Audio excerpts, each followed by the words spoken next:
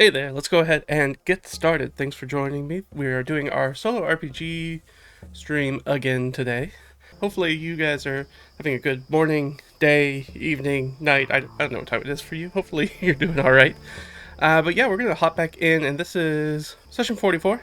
Let's go ahead and do a quick recap. Alright, so we've been on this quest from Reeve Relendart over at Split Valley Oasis. He's asked us to take care of this sort of figure out what's going on with the this goblin camp that was to the northwest of, right, that's the correct direction, northwest of Split Valley Oasis. So we're kind of went to investigate that. We did a little dungeon crawl. We got our butts kicked up and down that dungeon, but we also kicked a bunch of butts up and down that dungeon.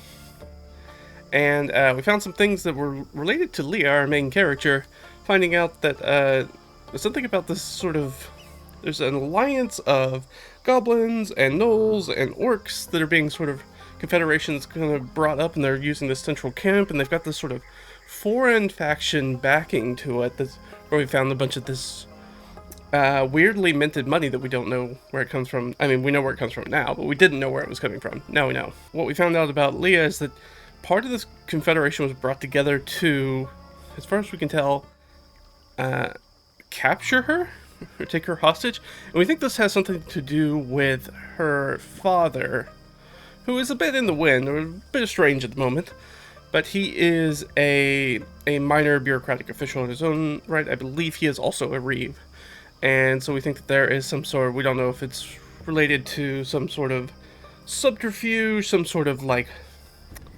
blackmail, extortion kind of thing, or they're trying to use they wanted to use Leah as leverage for something. We don't really know. We have some coded missives that we found there, but when we talked to people, we didn't roll very well, so they're not helpful in explaining the situation. So we're going to take those coded missives, we're going to bring those back to our noble friend in Split Valley Oasis, so we can give it to his estate, so we can give it to Omer, who is our friend who has a specialty background in ciphers and cryptograms and code breaking and those sorts of things. He's good at those, as one of our sort of former academic peers in our research team.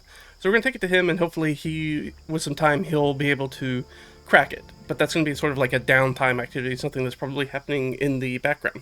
But we do have Dren's half-brother that we're delivering, because we have to have his replacement for Dren, who was unfortunately killed, his baronet. So there is a keep without a lord, and we have grabbed his, I believe it's half-brother, and we are going to bring him back to the Raven and probably install him as the next baronet. We think he's probably the next in line. But that's our marching orders anyways, and so we've completed that. We got out of the dungeon and got back to the hermits with basically nothing. Nothing showed up and jumped up and tried to murder us, which is a nice change of pace from the last few sessions. So that's been nice. We got there, we crossed the sands, we took a long rest at the dolmen that we did last time when we talked to those band of gnolls that came there to give an offering. We did make it to the Swamp Hermit's hut. He did have the goblin that we let go and pointed him in that direction, did hold him hostage, and so we had a little kerfuffle there, and then we got attacked in the night by a mysterious party we don't really know the origins of. We assume they're from the foreign faction, but we don't know, and we kind of left it there. So we have finished our long rest, and we're basically waking up and roll those bodies and see if we can get any more information about who they are, and maybe they have some treasure on them. We'll see. I wanted to hold off and do that because last time I rolled for treasure in between sessions, I for only 2 magic items, and that seemed like something that should probably happen on stream, even though there's only a 5% chance that I'll come across magic items when I do those rolls. I was lucky, I guess. Hop over to our workspace. Hop, bam! If you don't use Google Docs, I don't know if you do or not, they have added this new sort of like document tabs feature on the side, so instead of having that super long list that we had before that was kind of document that was kind of hard to manage with the sidebar, now you can drop them into, now the document itself kind of functions as a folder with different Word docs inside of it, and then each of those has its own thing. So I went in and I split everything up. So we got our last session recap here on the side, and you can see that. And so that's really helpful. And then I think if you double click it, yeah, it'll brings you down that normal sort of outline on the side. And I had a game canceled on Sunday, so I just moved everything around so it would be nice and easy for us. So it's spiffy. You may applaud. Please applaud. I worked very hard on this to keep things organized and keep things fast. So let's jump over. This is our session 44. So our session goals, we're finished our long rest. I already updated the date and weather. So this is session 44, and it is Summer Maiden 11. So it is the first day of the new Summer Maiden month, which is approximately May 22nd, Northern Hemisphere style. So it's the start of summer. It's extremely hot. So even in the morning, it's super muggy, even up in the mountains here, even though the light kind of comes up a little bit later. But we're in that sort of bowl basin that's just very sort of like swampy. So very heavy wetland, so it's extremely hot, very muggy. But it is breezy, and the skies above are clear, so we don't have to worry about any rain or anything. But even that breeze that's coming through, well, it's in the mountains, so it's probably a nice, cool, crisp wind. So it breaks the hotness a little bit, but the next few days are going to be real. The next few days, I rolled really poorly on our weather, so we're going to have a lot of hot days. So summer's really kicking off with the high temperatures, really busting the mercury. So we have finished our long rest. I updated the date and weather. I already updated the character sheets from our long rest. We don't have to worry about that. And Leah, like I said, Leah's the only elf in our party, and she has trance, so she has an extra sort of like 4 hours on top of everybody. So she's going to go ahead and roll our 4 dead bodies and see if she can find anything in it. So this is sort of in the twilight area, so it's before sun breaks probably still. And Imbar, everybody else has sort of left their guard posts. The people who are on watch, and they've all bedded down, and so now it's just Leah by herself. Probably would seem a little weird, but I'm sure that this happens all the time because she travels with people who have to sleep, and she doesn't sleep. So it probably doesn't feel weird to her, but it might seem weird for an outsider, for people who have to sleep, knowing that there's just somebody up and around all the time. So she's going to search these dead bodies. Let's go ahead and roll them up. So let's go ahead and add some treasure rolls.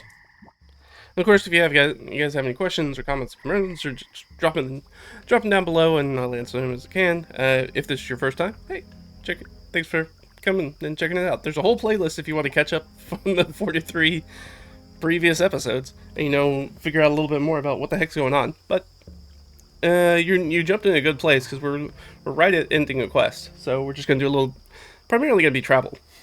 All right, so we need a d20 roll. Here we go. A 4. All right, so we got a pocket contents. Let's roll again. Ooh. Got some currency. That's more currency, right? Yes. And what is it?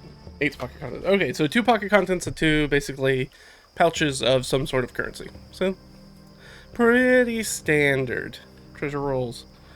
So this is my DM binder, which is actually just a folder. I've gone over this before, so if you want to see what's in there and see all this stuff, there's a video about it. All right, so we're gonna do 2 of these rolls. Boop boop. 16, 11. All right, 1d50 of silver pieces. We'll just do this. That's a whopping 7 silver pieces. All right. All right, let's do it again. Hopefully roll a little bit better. We did not. We rolled worse, I believe. Yep. So we're gonna have 1d50 copper pieces. So these guys were not weighed down with a lot of filthy lucre. 22 copper. So between them, they did not have a gold worth of a gold piece. So these might have been a pretty poor. We don't know who they are. Like I said, we're kind of assuming they're from the foreign faction, but we don't actually know that. They might be. They might just be scavengers or raiders or bandits or who knows. We haven't talked to the swamp hermit about it either, so maybe he knows who they are. But we gotta wait for him to wake up first. And we need some pocket contents. So we need a nice D66 roll. 36. Alright, they've got some like sunflower seeds on them. And 23. Oh, some sort of instrument. What seems like a good instrument? I think I got something in here. Huh. It's usually like a keyboard style instrument, so this is maybe like a It's gonna be like a little like xylophone, marimba kind of percussion. So it's a nice little like chime percussion kind of thing. Because I mean, it wouldn't make sense for them to have like a harpsichord or something like that, and something larger like that. So, you know, all right, we'll say a travel marimba. None of us can play it, but maybe it's worth something. I don't know. But that's what we find off of our 4 dead bodies. So one of them got away. So we have our little apprentice wizard, and they're off in the wind somewhere. So they might be in the swamp somewhere. They might have reached out of the basin back up into the mountains. We don't really know. What I should do is give her an investigation check first. That's pretty good. She's got a pretty good investigation. That's 15 on the die, plus she's got plus 5, so that's dirty 20. What's going to be our DC? Okay, so she definitely meets the DC. No problems there. DC 12. So she met the DC, so now we'll just ask the Oracle question. Are these people related to the foreign faction or the ruined oasis that we just came from? Were they like tracking us? Do we have any sort of paraphernalia? We didn't come across any notes, but any sort of like anything that identifies them as being clothing styles like the foreign faction people that we met or anything like that? I was gonna say it's likely, but we're a few miles away from there now. So these could just be, and these people don't have any money. The foreign faction, as far as we know, was flush with cash. Since it didn't come up, I don't think that it is foreign coinage, and we don't have a lot of it, which maybe makes sense why they don't have a lot. So it's just going to be 50-50. Are they part of the foreign faction? Can we tell? Yes. Okay, so they are. So we do know that they were part of that foreign faction, so they were probably tracking us down. These might have been sort of a higher level, more astute adventurers and bounty hunters than the gnolls and goblins and orcs we've come across so far. So these are more sort of civilized humanoids that they were said probably to come get her. Didn't get anywhere close to her, really. We pretty handily took care of them. I should probably come up with a name for the foreign faction at some point. I just haven't yet. But eventually everybody sort of rises with the day. Leah kind of sits down with everybody, and as we have probably some just like very, very sparse sort of gruel porridge.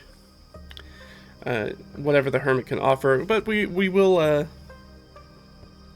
supplement that with our rations, which is a good idea. We do need to check our rations. We are back to our meal, so we do have a D8.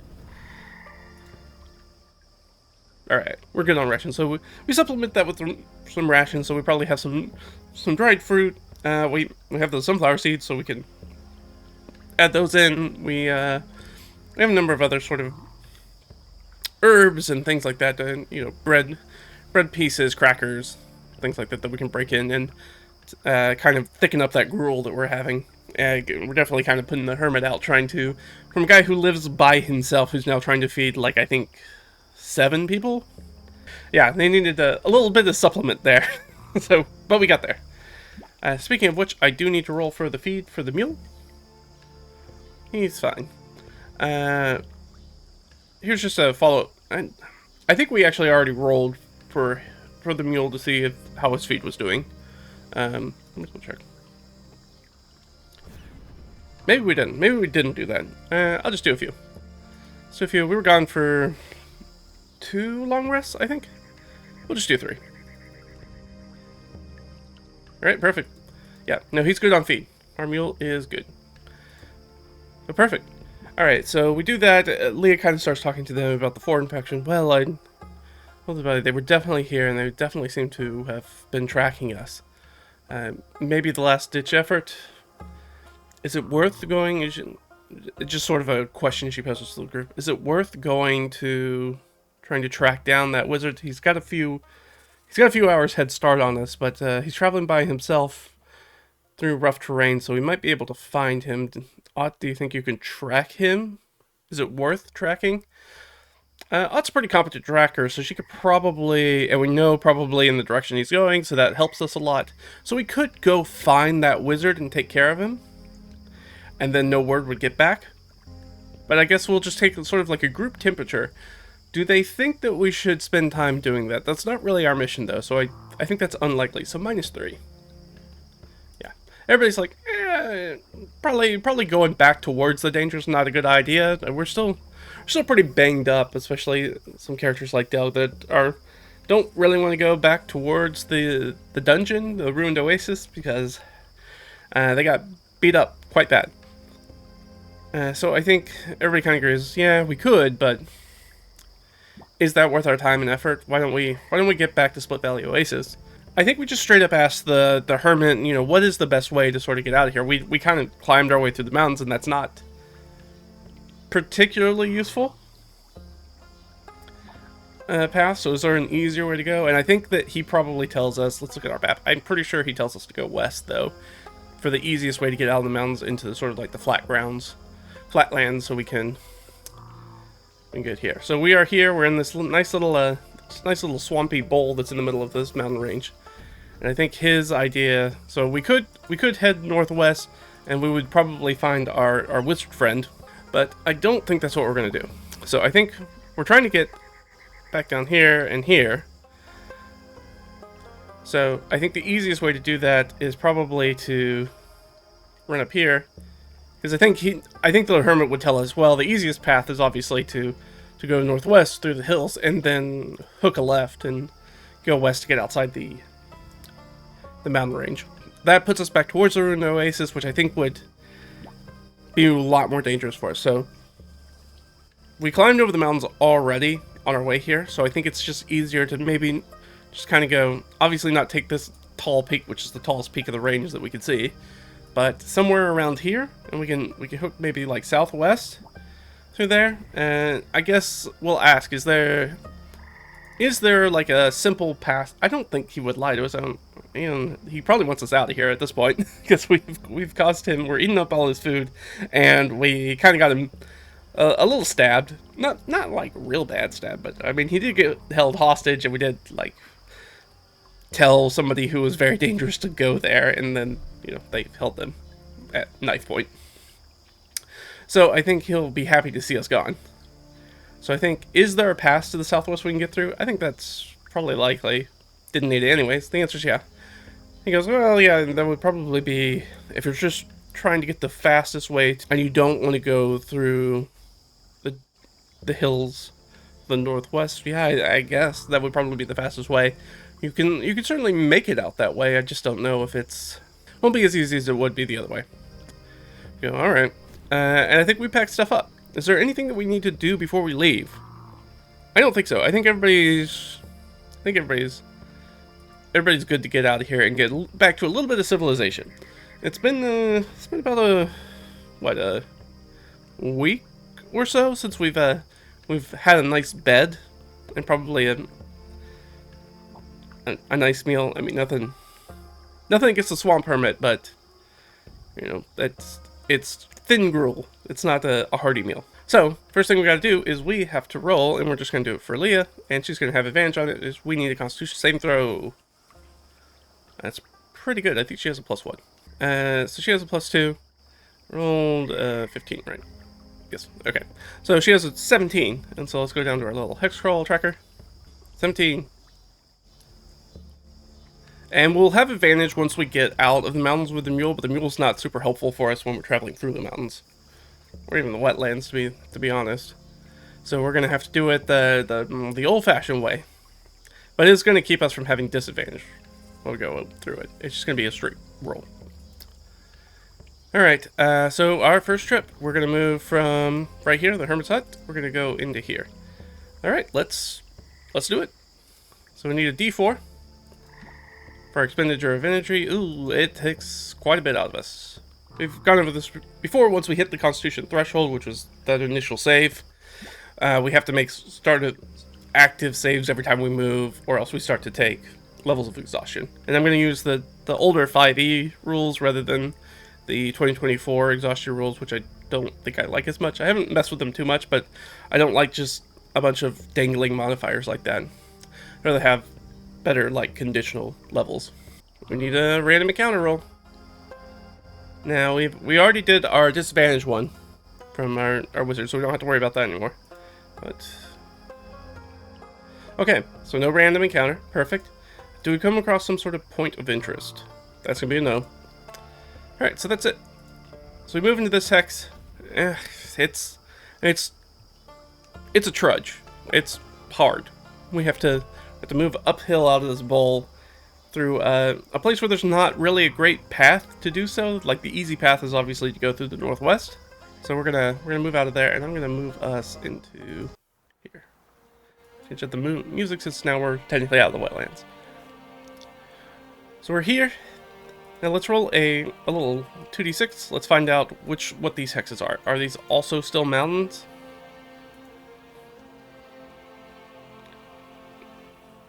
Yep, that one's a mountain. Yep, these are both mountains still. Moved right here. So yeah, we can head due west, or we can head southwest.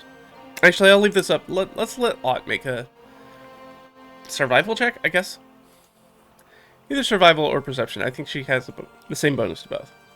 She has advantage. People are helping her. That's not a great roll though. Yeah, she's tied on which way to go.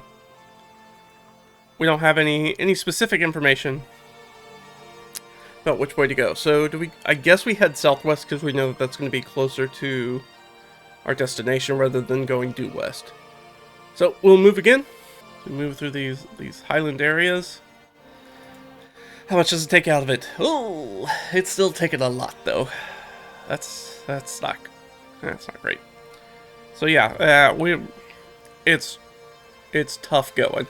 We feel that we're at about half strength, so even though it might not take us a lot of time, this is taking us a lot of energy to sort of climb through these mountains. We're not really following an established path. We're trying to find a way. We've got to find a path that the mule can also walk too. So it's a pain in the butt, takes a long time, and it takes a lot of energy to do this. Are there any encounters? No. And do we see any point of interest? Oh, a 2. As far as we know, we don't have anything down here. Which means if it's in the wilderness, that's actually not a point of interest. We have to roll functionally a 1 to get that to happen. As you can see down here, it's only on 1. And when on a d20, that's only a 5% chance that we're going to run across something. So, nothing there. It just takes us time and energy. But we have some empty spaces around here, so I'm going to go ahead and let's go ahead and I'm going to do this. Boop, boop, boop. That just helps me keep the hexes straight by giving a little fog of war over them, just so it's a little off color, so I know where the hexes start and end. And then we've got 3 here that we need to figure out what they're going to be. Alright, so there's a 50-50 chance that this is going to be our sort of scrub or a mountain. So if I roll high, it'll be a mountain. I rolled high, it's a mountain. So more mountains to the west. To the southwest, we have the same thing. More mountains. Delightful. And to the southeast, this is going to be a 2d6 roll.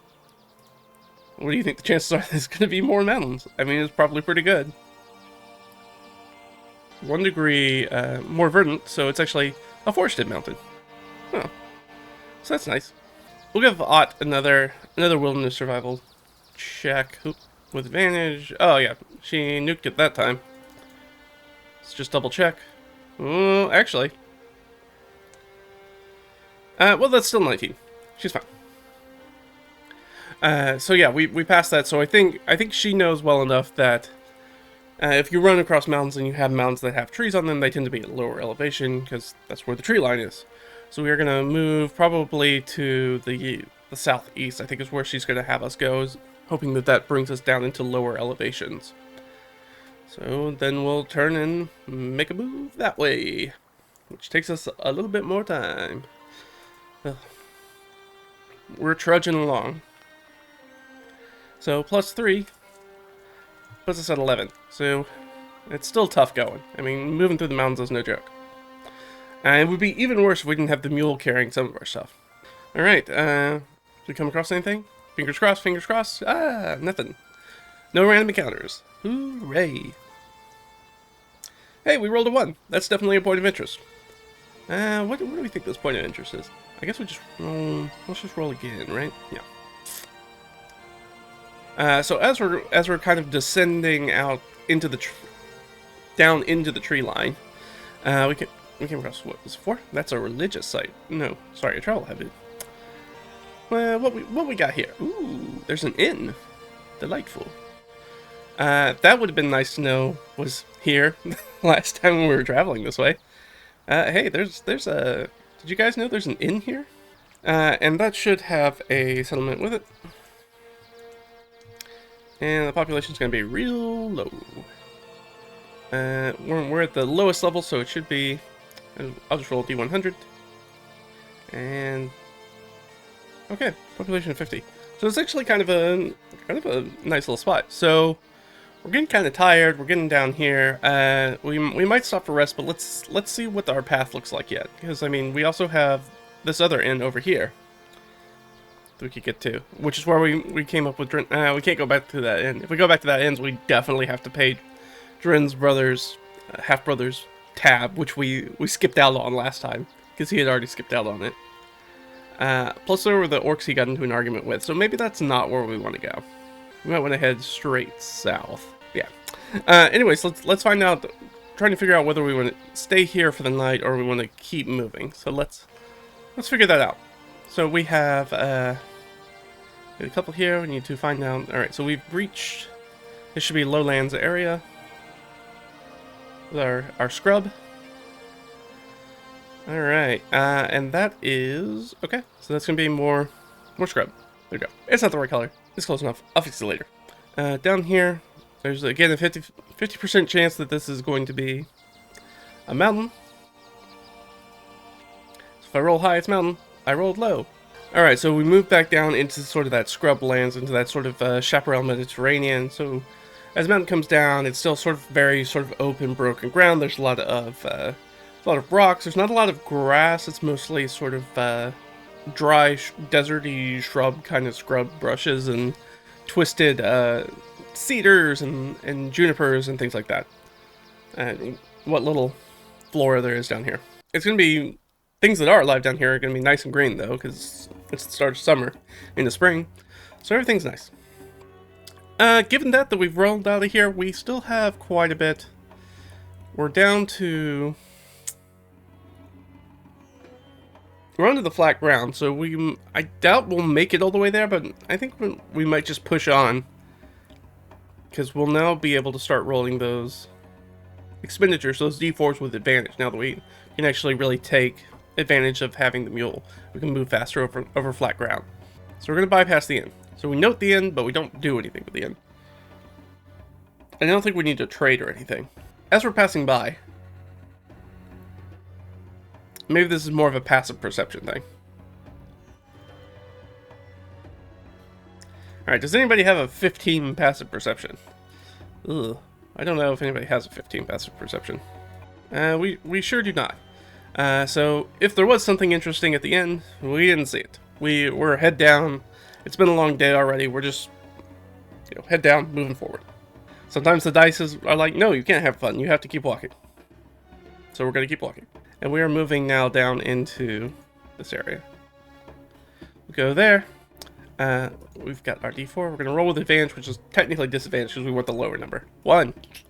You love to see it. And no random encounter. So if we keep rolling 1s, we might make it there. It's always a chance. And hey, did we come across anything? Nope. No points of interest here. We do get here, and we'll roll our 2d6 to find out what are in the nearby hexes. All right, so that one's going to be a little bit drier, so there's going to be more of a deserty kind of feel, and then it's going to get to wetter. Okay, a little desert over here, and then we're going to go a bit more lush. So we're going to give let's go down here, and then we're gonna recolor it because this is sort of like a dry forest, so it's sort of in between sort of plains and forested area, so it's kind of a blend. And then we have one more to the south of us. 6, which is gonna be more just sort of open scrub. All right, well, We kind of know where we're going, so... I mean, we should check. But... Odd is pretty familiar with this general area, so she has a pretty good directional sense, so I think she has advantage on it, just to make sure that we don't get turned around. Yeah, we're fine. Not even gonna give it a DC. If we're in the mid-teens, we'll be fine. Yeah, well, I think it's just easier to run across the open ground, so let's go do that. Let's keep moving. Hopefully not another 4. Another 1. And this is why you bring the pack animal. You can really start hoofing it on the open ground. Hoofing it. Get it? Anyways. Random encounters. Nothing. Great. Any point of interest that we run across? Nope. Super dupers. Alright, so we got 2 more down here. Since we're kind of filling it out. And here's how it is. Alright, more scrub. And more scrub. Perfect. Do we want to go west or southwest or southeast? I guess we'll probably tend southeast because it's closer to the route we just went a few days ago. So familiarity is usually good when you're traveling, so less surprises. We're going to move to this hex.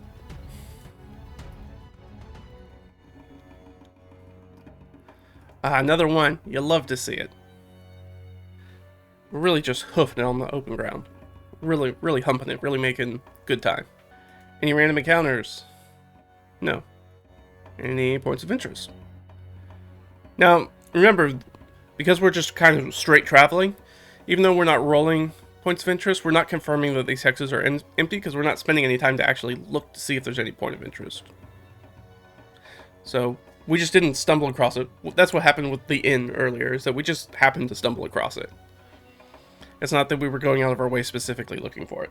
It just happened to be in our path. Now, we need to go to Split Valley Oasis, not Bakari's Plantation, so we need to tend easterly. That doesn't look the same for you. We're going to the east. We're not going to the west. My thumb's pointing in the wrong direction. So let's get to what these hexes are looking like. Ooh, 10. And 10, what does 10 get us? +2 arid, so that's going to be definitely desert. Alright, so that's desert. So we're here. Well, why would you travel through the desert if you don't have to? So let's head down to this hex right here and keep traveling. We'll avoid that little patch of desert. Rolled another one. Ooh, we are doing well. We're making real good time. So I don't think we can technically get there. We cannot. But we're going to be very close. Well, I mean, we could push it. We could push it and get all the way to Split Valley Oasis in a day. That's good travel. That's a lot of miles. Especially climbing over some mountains. We're making good time. The best times. Best times ever. Hey! That means that we come across some sort of wilderness dressing as we move. So, let's see. We're technically in a scrub patch. It's D20 table. I've got them for all my little wilderness biomes.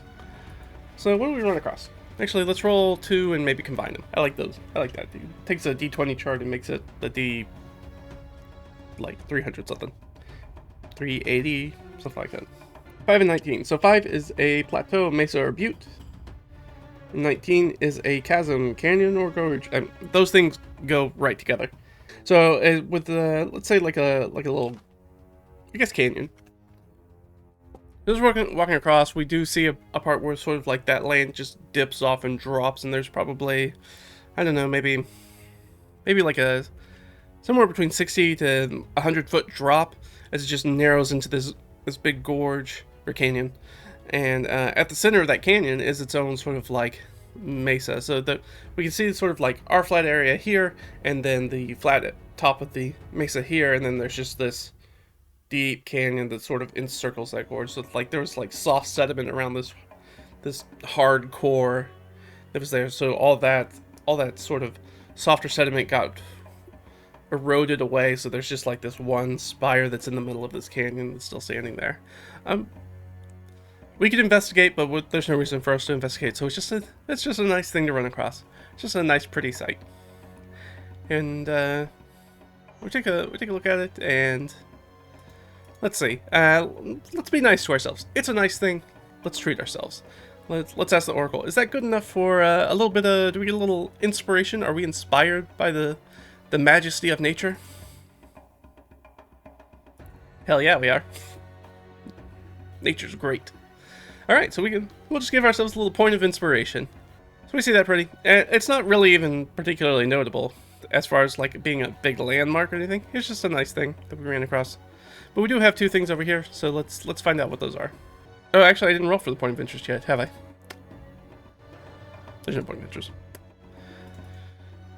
All right, next ones we have. Okay, more of the same, and more of the same. So let's go ahead and boop, boop. There we go. That is wrapped up. We can try to bypass the inn. Let's try to bypass the inn. Get us back on a path we're familiar with. That'll make traveling a little bit faster. So we're gonna move there first. So let's keep moving. We're gonna move down here.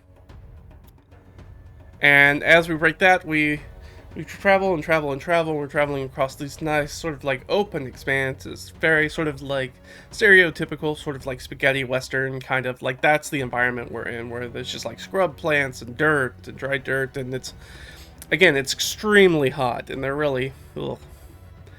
They're sweating buckets out of here, especially after they moved down out of the mountains, and just the sun's beating down on them. So even though it's extremely hot for the summer, but it's the beginning of summer, so it's like, I mean, I'm in the U.S., so that's probably 90 degrees Fahrenheit, so it's toasty, it's warm. But as people who, most of them who grew up and live in this area, it's not super hot. We know it's going to get way hotter in the summer. It's going to get triple digits for sure. But we're walking along, and suddenly we see that sort of break in the horizon, and we can see the sort of crystal blue waters of the oasis, for which Split Valley Oasis is named. We're out of the mountains, we're down into the nice wide valley, and we can already feel like that wind that's coming through. We can feel that cooling effect that's kind of blowing our way off the lake. And we're like, just a little bit of respite from that extreme heat, and it just feels very nice, and it fills our heart, I think, a little bit to be like, we're getting close to our goal. And we're into an area we've already kind of explored, so we don't have to worry about that. Oh, we have another little piece of dressing. That's nice. What did we come across this time? 9 and 18. Well, we've already got inspiration, but let's just see what it is, just for fun. Oh, there's a feeder river here. That's something we did not know. So now we know that there's a river here that obviously is going to flow into the oasis. It probably connects these two waterways, actually. That may be why we haven't come across it yet. You know what? I'll just add it in there, just for fun. So now we know there's a little river in between here. Hey, so we came across that. But at the river, there is a campsite. Now, the question is that campsite occupied? We are now functionally within a pretty well-known area. It's pretty populated. So there's a pretty good chance of that, I think. So I think let's just ask the Oracle. Is this campsite occupied? I think that's likely. +3. Yeah. Let's give ourselves a little perception check as we're rolling down. Ooh, that's pretty good for Leah. That's 19. So what's the DC? So we passed. Alright, so we see the camp sort of on the horizon. It's on this river as we can see that as we're, like I said, we could kind of see the oasis itself, that massive lake.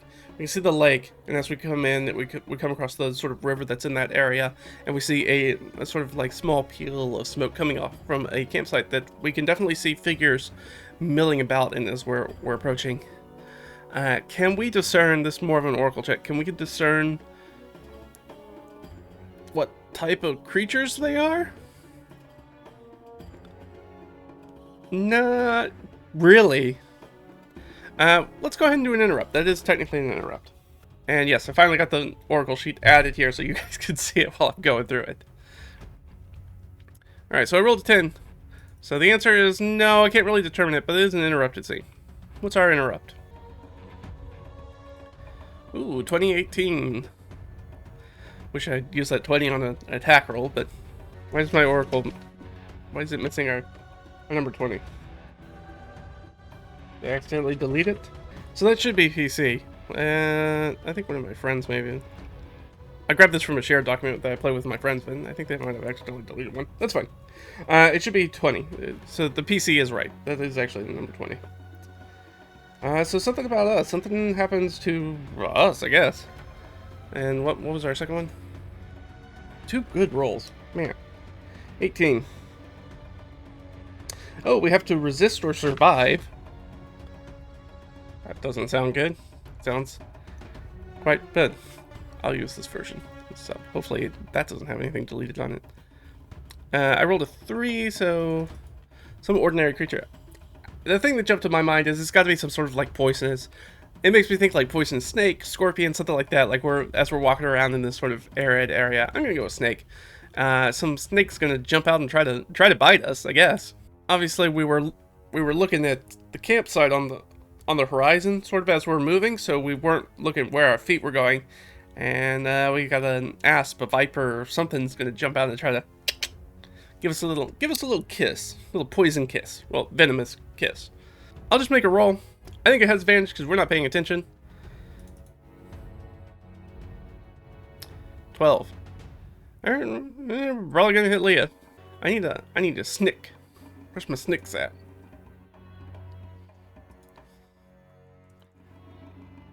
Zombie snake? Or what's it?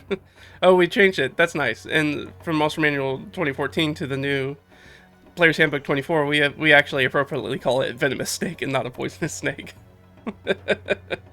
Alright, it's gonna jump out. Yeah, it's got a 16. I'm pretty sure that hits Leah. Yeah, it sure does. Wowee gee, that's great.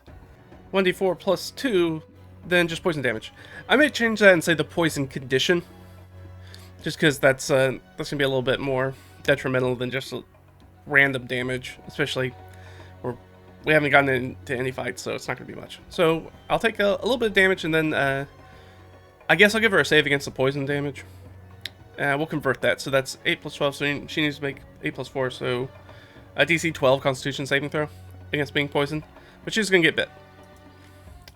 So she is for sure gonna take that damage. All right, so she is gonna take 4 points of damage. It's a snake. What's in him? Gives her a little kiss on the leg. She goes, ah! And now she needs to make a Constitution saving throw, which she needs to roll a 10. Big money, no whammies. That's a whammy. You know, we just got some inspiration from looking at the majesty of the nature, and then nature turned around and literally tried to bite us. Or did bite us. Not in the butt, just in the leg. But I'm going to use that inspiration point, and let's see if we can get a better roll. Now this I like. So we do get bit, but we do make our save. So we're not going to take the poison condition. But we have to burn our inspiration for it. But that's a good use. The poison condition's bad. It just gives you disadvantage on all your checks, and we're doing a lot of checks because we're doing overland travel, so that's really not what we want. Well, ordinary could be extraordinary in disguise. But everyone's here, so who's there first? Ott seems like the right person to just like go after this thing, after the snake before it gets away. She's gonna miss though, but she technically has 2 attacks. And that 10 on the dice is definitely gonna hit it. She uses a spear, so it's D8 in 2 hands. Yeah, that's gonna kill a snake for sure. Yeah, 5 hit points. So she stabs it. We'll just ask. Does it turn into a creature? Was it some sort of creature that was either polymorphed or wild shaped or something like that? I think that's extremely unlikely, despite being the campsite, unless the campsite's filled with druids, but we don't know that. I think that's extremely unlikely, but let's just roll, just in case. That's 11, so that's a yes. So this snake jumps out and bites us, Leah. And she grabs the wound and starts sort of like expressing it as much as she can to make sure that like the venom gets out as Odd sort of turns around with her spear and just like stabs it right through the head. No problem. And then it's gonna plop out into something. What do we think it's gonna break out into? I mean, I'm just gonna ask, is this like a civilized humanoid kind of person that pops out? I didn't know if I wanted to put any bonuses on that. That'll make a difference. We are close to civilization, so that is sort of likely. And you know, what could it be? It might be related to the game. I'm really struggling here. So it's not a standard humanoid. I'm trying to think of what that might be. Let's just roll. Okay, 5. I'm looking at my table up there. It's gonna be something weird. It might be a devil. Might be something weird. It's certainly a fiend. All right, some sort of fiend. It's just this doesn't really count as an encounter, so we're gonna make it not hard, which is usually what I do. But we've got technically 5 people with us. 1, 2, 3, 4, 5. Yeah. And we are technically level 4. And we need some sort of some sort of fiend. Maybe an encounter. What does it look like? It could be a spine devil. I kind of like that. It's just one character, so we don't really want to make it. Because I don't think this is part of a larger fight. I don't think. Maybe we can get a nice. The problem is I'm not as familiar with fiends as other types of monsters because I don't use them all that often. As for what kind of makes sense here. I don't know. I like the name Shadow Demon. Maybe it's just a Shadow Demon. CR4. It's an easy creature. For, I mean, all of us, but... Medium Fiend, Ooh. Yeah, you know what? I went with it, so we'll go ahead and do it. But it is going to be a Shadow Demon that kind of pops out. And I guess we'll go into initiative, but the unfortunate thing is that... Because I didn't look at it beforehand, because I'm not that familiar with fiends, because I don't use them that often. It does have sunlight sensitivity, and it is daylight, so... prepare to get wrecked, Shadow Demon, because that's probably what's gonna happen. We're probably just gonna curb stomp you real quick. But does have a lot of immunities. Cold, lightning, poison, but we don't know what those, and a bunch of resistances. Incorporeal movement. Ooh, interesting. This guy's gonna go on a 13. Now because I did the little tabs. Now we have a fancy combat tracker. Hey. So we got our Shadow Demon, and I believe I think he saw 66 hit points. Almost the number of the devil. So we got that. Let's go ahead and roll. So we'll just go down the line. Leah. Leah's going to be on par with it, so she'll go before. Imbar goes that natural 20. Now I know all the natural 20s are going to stop as soon as I actually start rolling for combat. But, you know, it's at least something. So Imbar's going to be up there. Roll again. Ott's up there. Jurgen's going last. And I assume Del will probably go pretty low, but you never know. He's surprising sometimes. Yeah, 9. He's gonna be right in here. So like I said, there's a bunch of us right here. Unfortunately, this Shadow Demon's got a whole bunch of resistances, and we don't have a ton of magic weapons. But Imbar's first, so she's going to move into a place where she can flank, and she does in fact have a magic weapon, and she is going to make a couple. She just gets one attack with her Moon Touch Longsword. She's going to pull it out as this demon fiend poofs out, but it is searing in this sort of this dark sunlight of the summer day, and she's gonna turn around and try to give it a little tap with the sword. Let's see. 9. Plus 6, so that's a 15. Does a 15 hit this guy? A 15 does hit this guy, and it is magic. So we do not have to worry about any damage reduction, which is nice. And she's going to get her extra bonus, so she gets the 8 plus the 2d6. That's 3d6. I'll give her more damage, I don't care. So 13 plus, what's her bonus? 15. 15 points of just straight up slashing damage. So she whips out as this snake poofs into a demon. She whips out her Moontouch Longsword, and it glows in the bright daylight and glitters, and slashes at it and does 15 points of damage to it, and it howls in pain. which takes us down to 41. All right, that's Imbar's turn. Ott's there. She already has her spear out. But Ott's definitely going to roll with advantage. That's not going to do it. Her second attack. Does she have +5? No, she has +4 with her spear. Alright, well, that's 2 misses from Ott. That is unfortunate. Does she want to move? No, she's good where she is. Nobody's been hurt yet, so except Leah. So she's going to stay there. What's she going to do here? The problem is she's like right up on this thing, which is not a place she likes to be. So I think she might just disengage and move back to get some range on this thing. She's not an up close and personal kind of wizard. She does have the Fernie and Ash staff though. But being a demon, it probably has resistance or immunity to fire, but maybe not. Yeah, she's just gonna, unfortunately she's just gonna use her turn to disengage. And move away.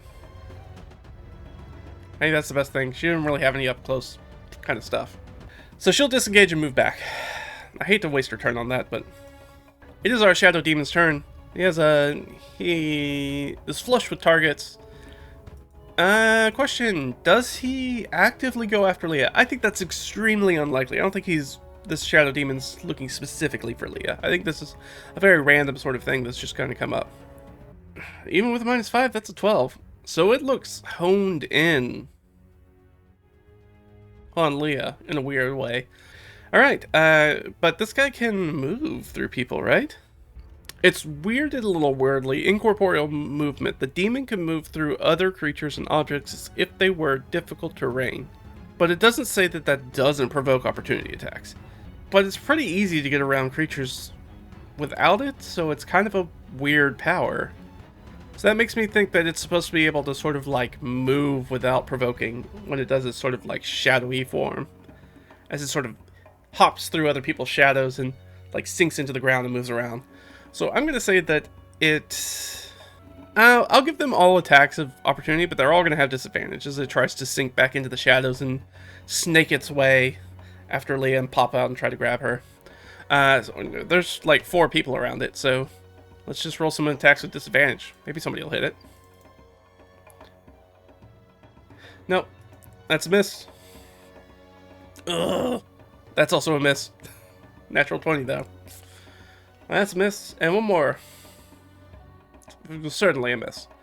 Alright, so everybody's kind of like, it's, you know, when you see the cartoon things where, like, everybody dogpiles on one character, it becomes like a cloud of dust, and then you see that character just, like, crawl their way out of the...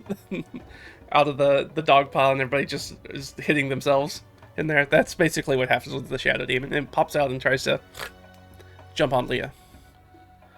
Oh no, Leah, watch out! Watch out! Oh, he does have disadvantage on attack rolls. It just has the 1 hit with claw, right? Definitely does not have advantage. Oh, deals psychic damage. Interesting. Alright, gonna make an attack with disadvantage on Leah. That natural 1, not gonna do it. So, she's safe, but this thing is still after her. It is our friends down here. It is Delg's turn. Delg is gonna turn around, I guess, just try to take a sling at it. No. And who's at the bottom? Jurgen. Jurgen's kind of a caster. Here's the problem. Does Starry Wisp require material components? It does not, so she does not need a spellcasting focus for it. So she will use her Starry Wisp. Ranged spell attack. And this will do radiant damage, which is important. That's for sure going to hit. So a d8 plus, I believe, her wisdom modifier. So that's 2 plus 3, so 5. Oh no, it just takes 2 points of radiant damage. But it's vulnerable, so it'll take 4. And then it shoots off a bunch of light. So I'm going to say that it can't do its weird little shadow jump thing, because it's the thing that's giving off light. So because it's getting off light, there's no shadow around it for it to kind of jump into. That's very cool. So this guy's going to take a little bit of damage. he is vulnerable to that, so he will be down to 37. Great job, Jurgen. Back at the top, that's Imbar. Imbar is going to close, get into flanking with Leah, and try to swipe at it with Moonblade again. 9. Does she have a +6 to hit? I think so. Man, she does. That's right on the money. Way to go, girl. She gets it.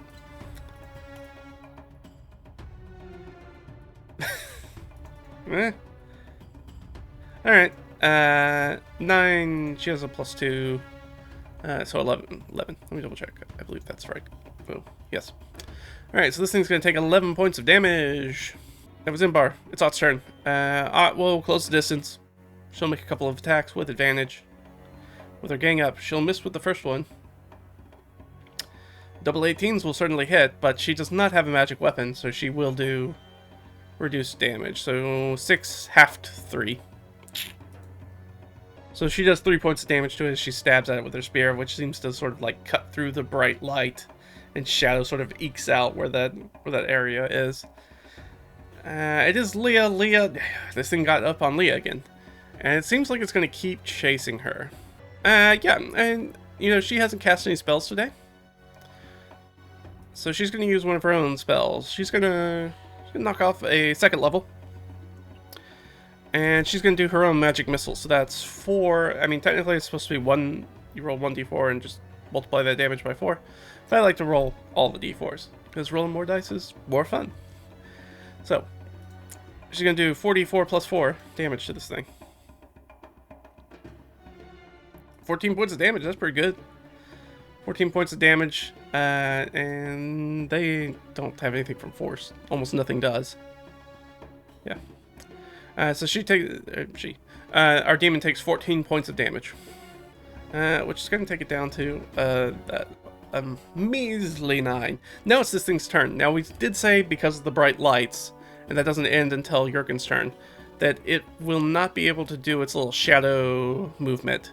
So it's got a full run, and there's 3 people next to it who are going to get opportunity attacks on it.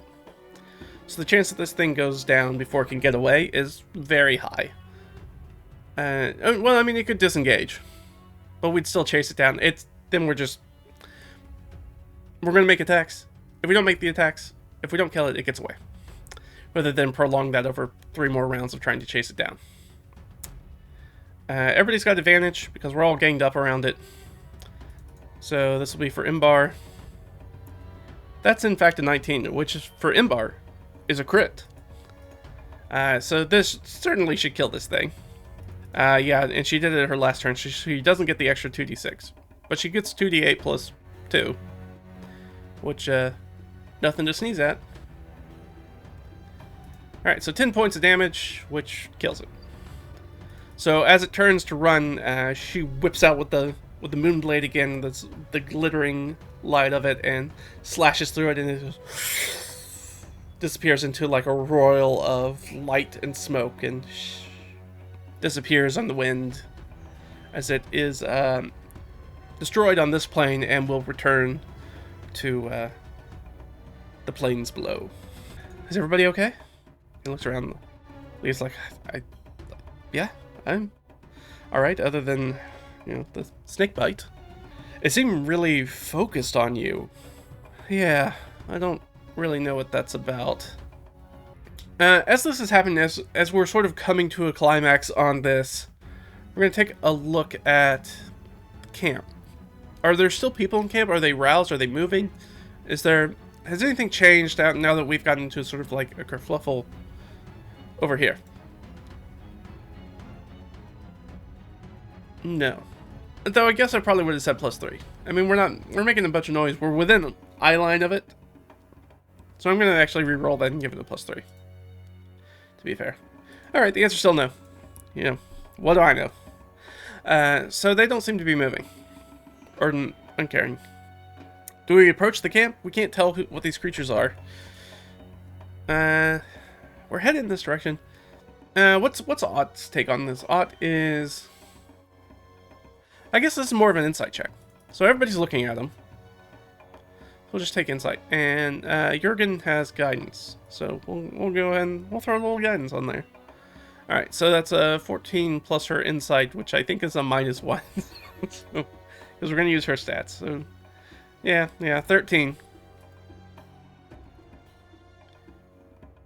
Yeah, we have no read. That's a 19 DC. We have no read on these people, so we're going to give them a wide berth and kind of go around them. Do they do anything to us? I think that's extremely unlikely. But they do. Alright, so as we're moving across, are they hostile? Can we tell if they're hostile? They don't seem hostile. They're coming out to maybe talk to us, and I think we're kind of avoiding them. Are they being... So we start kind of moving around the camp, and as we're moving around the camp, and we're getting closer to it because we're kind of headed in that general direction, and as we're kind of going around it, we start to see them kind of come back a little bit. And some of the members of the camp start heading in our direction, like sort of like outriders, but they're probably not riding. Kind of walking in our direction. They don't seem hostile. Are we going to engage? We just had something real weird happen to us, and they seem very nonplussed about it. It didn't help when we needed it. Do we engage or do we hasten our pace? We didn't get a good read on them. We don't know who these people are. These are just weirdos out in the middle of nowhere who are trying to talk to us, and we just got attacked. Suspiciously close to their camp. Yeah, I think Leah's like, let's just keep moving. Who knows? They could be more fiends. Let's just move on. And so we take off. We kind of hasten our pace, like make it very, very obvious that we're not trying to talk to them, that we do not want to engage with these people. Do they come after us? That's the question. I don't think so. 2 natural ones in a row. No, they see us, like as they start heading to us, they see us sort of like tack a little bit and start moving in the other direction. They're like, oh, never mind then. They don't want to talk. Or help or whatever their needs were. So we bypass that. But we are here, and we have reached the end. So I guess let's start heading back around. So we'll go here. Let's go. So we're going to head in here after our little kerfluffle. Alright, so that's going to take 2 from us. Which brings us up to 17. So we've had a long day. We've walked a lot of miles. But we're so close. We know that we're close, too. This thing. We're very familiar with this area. It's like, hey, if we just keep pushing on maybe a couple more hours, we can be in Split Valley Oasis. Do we want to keep going? I think everybody's willing to be like, yeah, let's go with at least one more. We're all really tired, but let's at least try to go one more. Even though she's probably going to fail that con save because it's already at 17. It's going to be probably 18, 19, 20, 21. She's not going to make that con save. She almost can't make that con save, even with a natural 20. She only has +2. But we're going to move on. So we move on into this hex. Did we come across any random encounters? No, thank goodness. Any points of interest? Nope. Alright. Everything looks kosher. So let's move on again. Oof, 3. Yep, we're probably gonna fail this Constitution check. So now we have to make an active check as we move into the next sort of hex, which is just outside. But there is the abandoned slaver's camp, or it was abandoned. Let's see what it is this time as we move on. So there is already sort of like an existing campsite that's here that we could sort of stay at. And it's on the road, so there's people passing by, so it shouldn't be super dangerous, but I don't know. We just got attacked by a weird demon in the middle of a flat expanse of ground, so pretending to be a snake. So anything could happen. Anything can happen. It's magic world. Do we come across nothing there?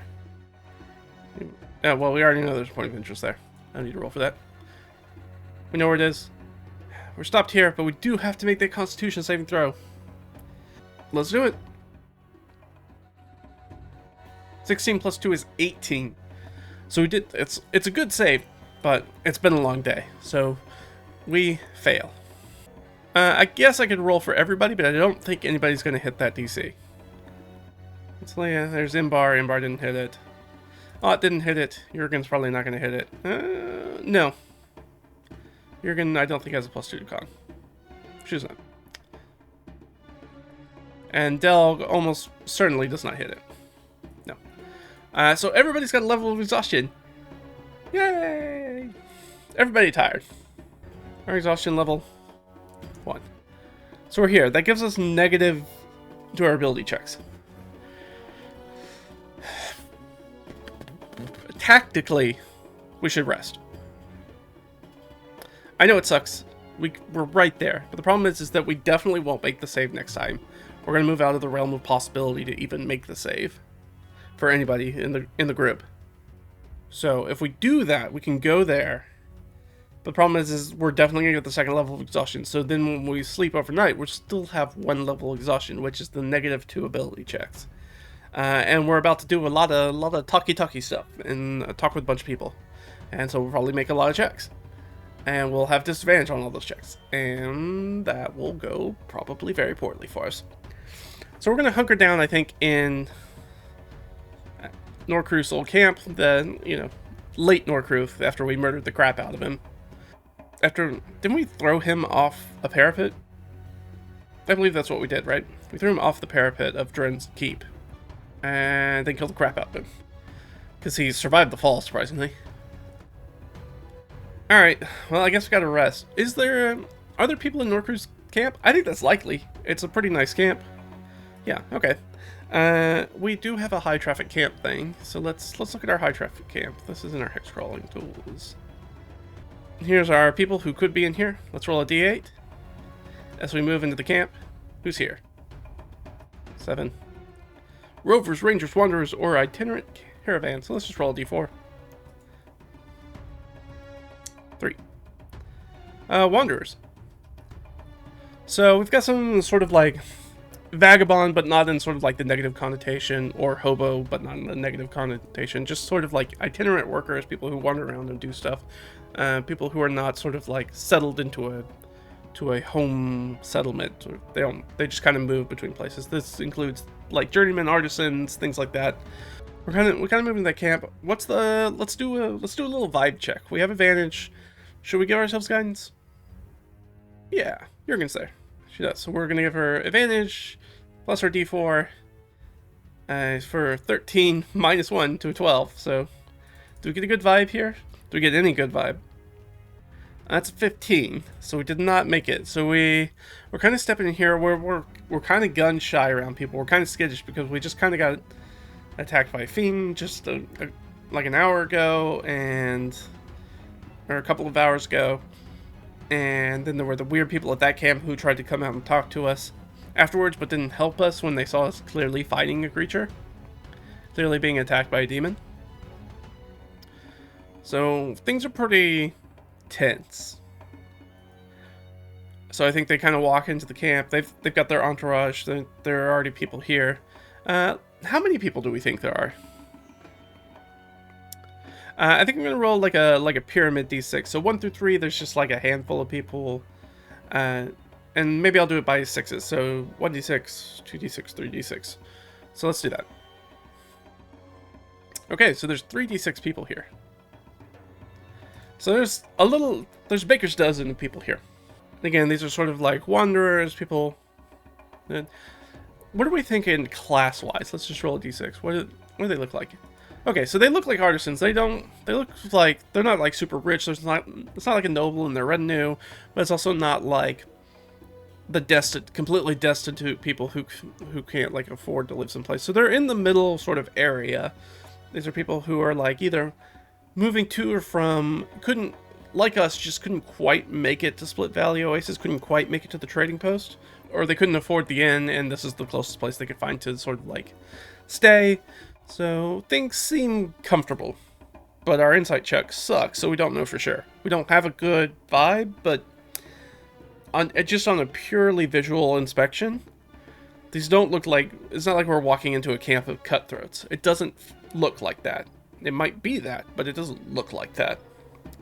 We don't get a read on any sort of motives or anything like that, so we're just strictly going like, these people seem like they are workers, like they're relatively clean, their clothes are in relatively good repair, they have tools, they seem fine. So I think we'll bed down here. We'll still take our watches, we'll do our things, we'll we'll see if these people want to share food and talk and things like that. So I think we bring our mule in. Everybody sits down. Everybody starts getting ready for camp for the evening. Bed down and strike up some conversation. We'll put in the pot. There's probably like a large communal sort of like cooking pot or a couple cooking fires that we kind of get going and talking and stuff like that. And sit down and rest for the evening. Do they tell us anything interesting? I think that's 50-50 shot. They tell us something very interesting, pointedly interesting, and that's enough for, let's give ourselves a little boon. What do we got up here? So we're gonna give ourselves a little edge. Let's see if we get an edge that makes sense. 8. So we're gonna gain a resource. Are we down any sort of resource? We're currently not really down a resource. Ooh, except for maybe arrows. Oh, actually we're down healer kit, aren't we? No, he just replaced it. You know what resource we could use? We could use a holy symbol for Jurgen. Is it a holy symbol for Jurgen? I think that's quite likely. Yeah. Yeah. Alright, so we're gonna say that, we do a little bit of trade, and I'll do a trade, but we'll do it at half cost. So what is the usual cost for a holy symbol? It's not very much. Looking it up. Yeah, somewhere between 5 and 25 gold. So that's 5 times 5. So let's just do a d6. We'll reroll a 6. 1. Oh, 5. So we get it for half price. So we'll go ahead and buy that for Jurgen for 2 gold, 5 silver. So like, oh, we have this extra one, or we found this one, or whatever. We can have it for real cheap. And so Jurgen will get herself spear, breastplate. Now she has a holy symbol, which will be very good. So now she can certainly cast all her spells, which is very helpful. And we'll take a little bit of this round off of here. So we'll take it down to 15, and then this will go up to 7. There we go. Oh, they were going to tell us something nice. Something particularly useful for us. So let's figure out what that's going to be. Actually, you know what? I think I have this in the document. Well, let me ask a follow-up question. Is this related to... well, actually, I'll just roll the d20. That'll tell us. 12. So I'll just go down here to our subject. So what is this about? Some location ordinary. So we get good news about some location. Well, not good, but accurate knowledge about something. I just want to make sure that the 12 on mine is the same as the 12 on here. It is not. So we'll go with this one. About some extraordinary item or object. What do we have in our MacGuffins list? We got quite a few things. So we've got 1, 2, 3, 4, 5, 6, 8, 9, 10. We've got 10 things in here, so let's just go off of that. As we're conversing, we find out something useful. 10, 9, 8. Carjuntan banknotes. Oh! They're interested about the Carjuntan banknotes. What about the Carjuntan banknotes? Do they want to take them off our hands? They're kind of going in the wrong direction. But if it's a boon for us, do they just want to buy it? No. No, thank you.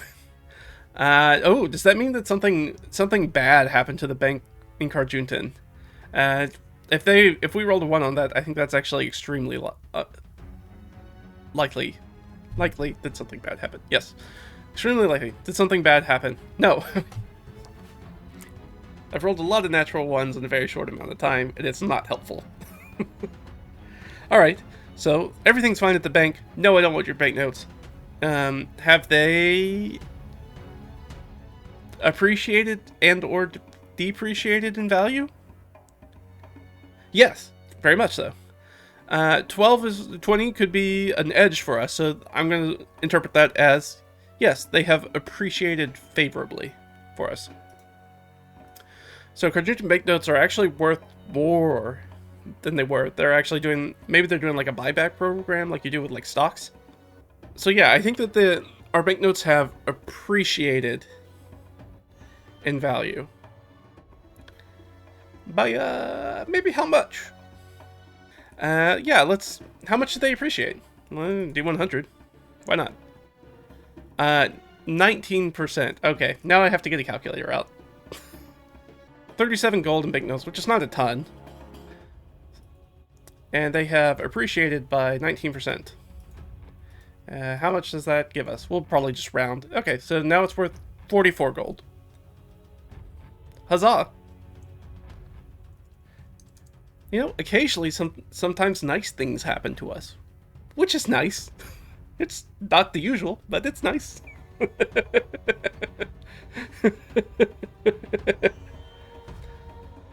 These people aren't interested in buying them, but we might be able to sell them. Once we get to Split Valley Oasis.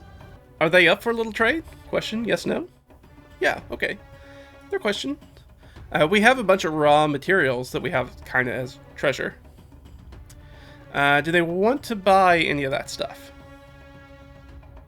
Yeah, they're interested. So yeah, we've got some potash, some copper ore nuggets, we've got a tin ingot, paper sheets, incense, rice, pine nuts, chickpeas, dates, unidentified medicine, we've got some narcotics, we've got a flask, some clothing, bone scraps, game set, we've got tools, they might be interested in those things. The cloth bolts, the arms and armor, the dwarven rye whiskey, the orcish tooth necklace, and tobacco. So we've got that. We've also got the ornate flask of dried brandy. Let's see. Which of these things are they maybe interested in? I assume they're interested in stuff that's in here in the material components. But actually, you know, I said there were 10. Let's say 2. Okay, so they're interested in items 1 and 2. Oh, so they're actually interested in buying a magic item. And are corrupted. Well, we have the corrupted water myrmidon plate. We have the rust, or no, sorry, we don't have that one. We have the second one with us, because the first one, we don't really need it now, but, no. Flip it, reverse it. We have the corrupted water myrmidon plate armor. We do not have the rusted one. That is the one that we left with, Reeve Relendar. Let me double check that is correct, but I believe that is correct. Oh no. They have the original one. So they're interested in this rusted one for some reason. The non-sentient one. That's not corrupted. So $12.50 is usually the price. We'll do a little barter. We probably can't use magic on this, but we do have friends who will help us. And we have we're naturally a little charismatic. So let's do. Alright, so that's DC 15. How are they looking? DC 14. So we're going to get a little bit of a deal. So usually we sell this, right, it's usually like 10%, so 125 gold. So let's go 125, and how much for markup do we get from 125? 58% markup. Gotta bust out the calculator again. You know what, I'll make it a flat 200. They're willing to pay 200 gold for this rusted armor. That's good. Are they going to pay us in banknotes? Extremely likely that they're not carrying around 200 gold. But the answer's no. Okay, so they want to buy it for 200 gold. Done. Shake hands. Enjoy your rusted plate mail. You got a real steal there. Even if you get that rust off of it. You got it for like, what, a sixth of the price? Something like that? It's a really good deal. And we got 200 gold and we don't have to carry around any heavy plate armor anymore. I'm sure our mule thanks us. Alright, well, we got some money. Which we will add to the stack, because we got a big old stack of coins. 815 gold on us. And we will remove that from the treasure pile. So they were interested in that one. They have bought that one. They did also say that they were interested in a few of the magic items we have up here. Which of these are they interested in? Are they... Okay, so they're interested in number 2, or number 1. They're interested in number 3. Okay, number 1 and number 3. So there's 1 to pyrotechnics, and cloak ability. They're interested in those items. These are common items, which in 5e, what's the... Alright, so these are both commons. They're both permanent commons. Right? No, the one, the Pyrotechnics, I believe, has charges. The wand, using my somewhat relatively sane magic item pricing. So it's 80 for the cloak, it's like market price, and 70 for the wand. So I'll just put them together, 150. So, you know, these people got some money to throw around, surprisingly. So 150, but we have to take it at 10%, so 15 gold. Sure, let's make some more wheeling and dealing. Natural 20. They are very into it. We weave an amazing story about how we picked it up off of these corpses, how we talk about the amazing fights that we've had, the ruined oasis, the ruined watchtower we fought, the shadow demons and the giant steeders, and we set the place on fire, and you know, terrible demons and all. We regale them with many tales of our adventures and craft them around these items to you know, mark up the price a little bit. So I'm gonna give us some markup on that and give us advantage on this roll. So 45%. Okay, so 45%. It's not bad. Yeah, I'll just give it 22 gold. Sure. It's not great, but I don't need these magic items. Leah's not really a flashy person, so she doesn't really care about losing the Cloak of Billowing. We don't really have any flashy people in our party. And we wouldn't sell the Featherfall token. And the one, the Pyrotechnics, is just, again, another little kind of flashy thing. Now, sorry. Did they pay us in banknotes? Now I think that's extremely unlikely, because they clearly have a lot of money on them. Nope, they pay us in banknotes. Alright, so 22. So now we have 66 in Carjuntan banknotes. Are they interested in anything else? I think that's extremely unlikely. Yeah, they're not. Alright. Hey, we sold some things, we got some money, we sold some things, and we haven't even made it to the trading post yet. These are people who also didn't quite make it to the trading post, so they're probably last mile buying stuff from us, and then going to turn around and get to the trading post and try to upcharge it, but we've swindled them pretty good, so I don't think they're going to get a better price than what they paid for it, unfortunately. Now we gotta see if we make our slumber is uninterrupted. So, because we've done all the sort of trade, I think we're gonna get. You know, this is pretty. Let's say 2 checks overnight for random encounters. That sounds right. Check number 1. Nothing there. Nothing there. We're in a pretty good spirits. I think we maybe we break out a little bit of the Dwarven Rye whiskey just as a show of good faith for everybody around us. And so we're gonna open the spigot up a little bit. Everybody can have a little drink. How much money is that gonna suck from us? Let's see. How much is a good drink? That'll tell us. We've got 13 people plus our 5 characters, so a total of 18 people. Alright, so I said we have 18 people, up to 5 gold. Youch. So we could lose a good chunk of that brandy. I think we meter it out, though. It's just a little snifter. Just a little tinge as a thank you for everybody. So I'm just going to roll D100. How much of this did we end up spending? Alright, gotta roll again because we can't have over 90. 53. Alright, so we're gonna suck down 53 gold. So we're just gonna straight up lose that, but that's okay. We're showing our appreciation. They just gave us a bunch of money, and we got great deals out of them. So I'm not that worried about it. So that'll be the last thing we do. And we have a good night. We have some songs around the campfires. Everybody feels like it's a good evening. Nothing comes against us in the night. Everybody has a nice sleep. You know, we can't really argue with that. Alright, so that'll take us down to 23.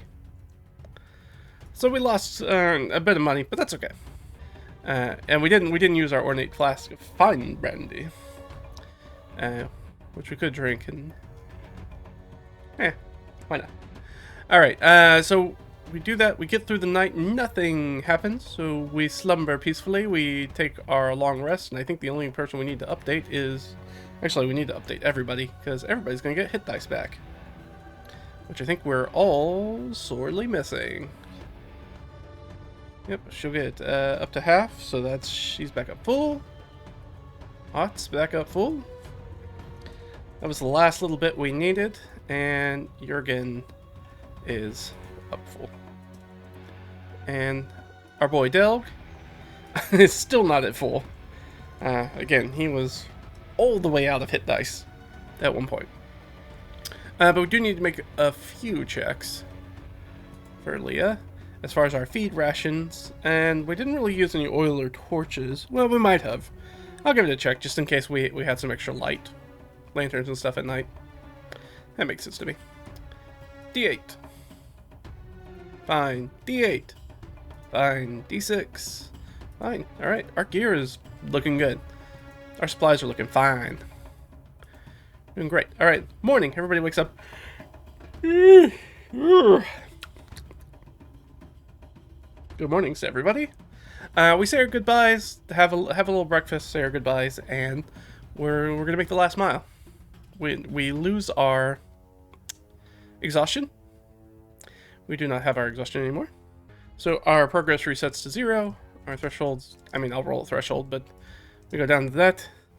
It's not going to probably matter here, but we'll do it. Oof, that's a nice Constitution saving throw. Yeah, we'll take the 19. 19 plus 2, Constitution threshold of 21. We feel absolutely reinvigorated. We have had our butts kicked for the last week or so. And it was nice to, as we talked about earlier, getting around some people who don't immediately try to murder the crap out of us.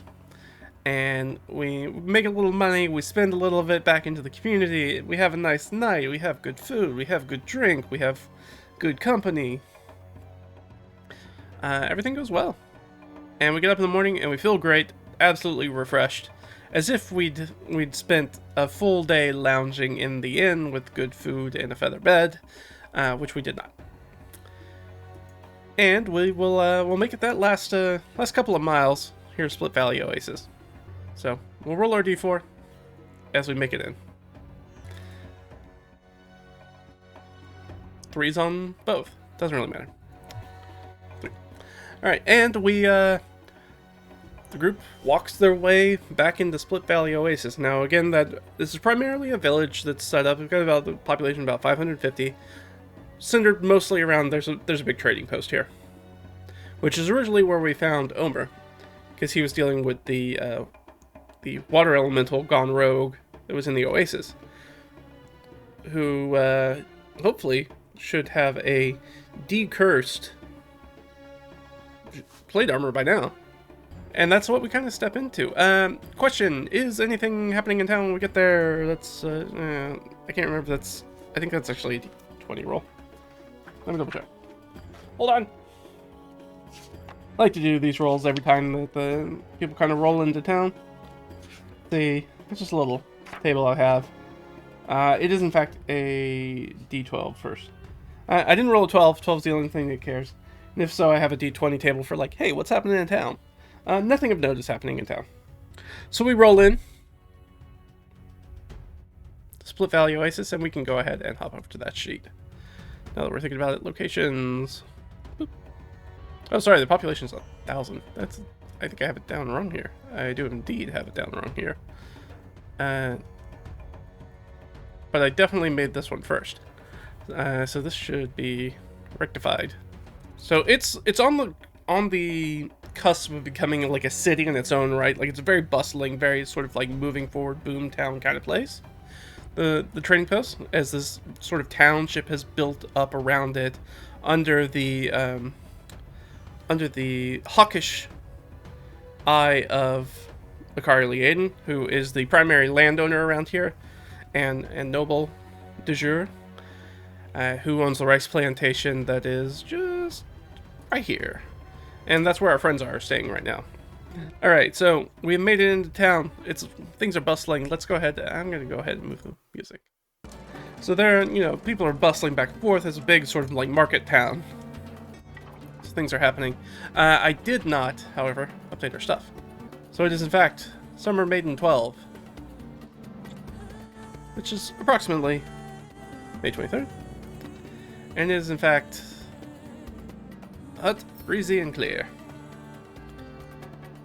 So, exactly the same. So, sweat, even though it's early in the morning, we can already feel like the sweat sort of like on the back of our necks as the morning sun. So we walk in town, everything's nice and dry, but again, we still have that sort of lake effect that's happening. So it's some cool breezes that are kind of fluttering through the stalls of the markets as we're running through sort of like the larger, wider avenues, primarily still like dirt roads at this point, like they're not cobbled streets.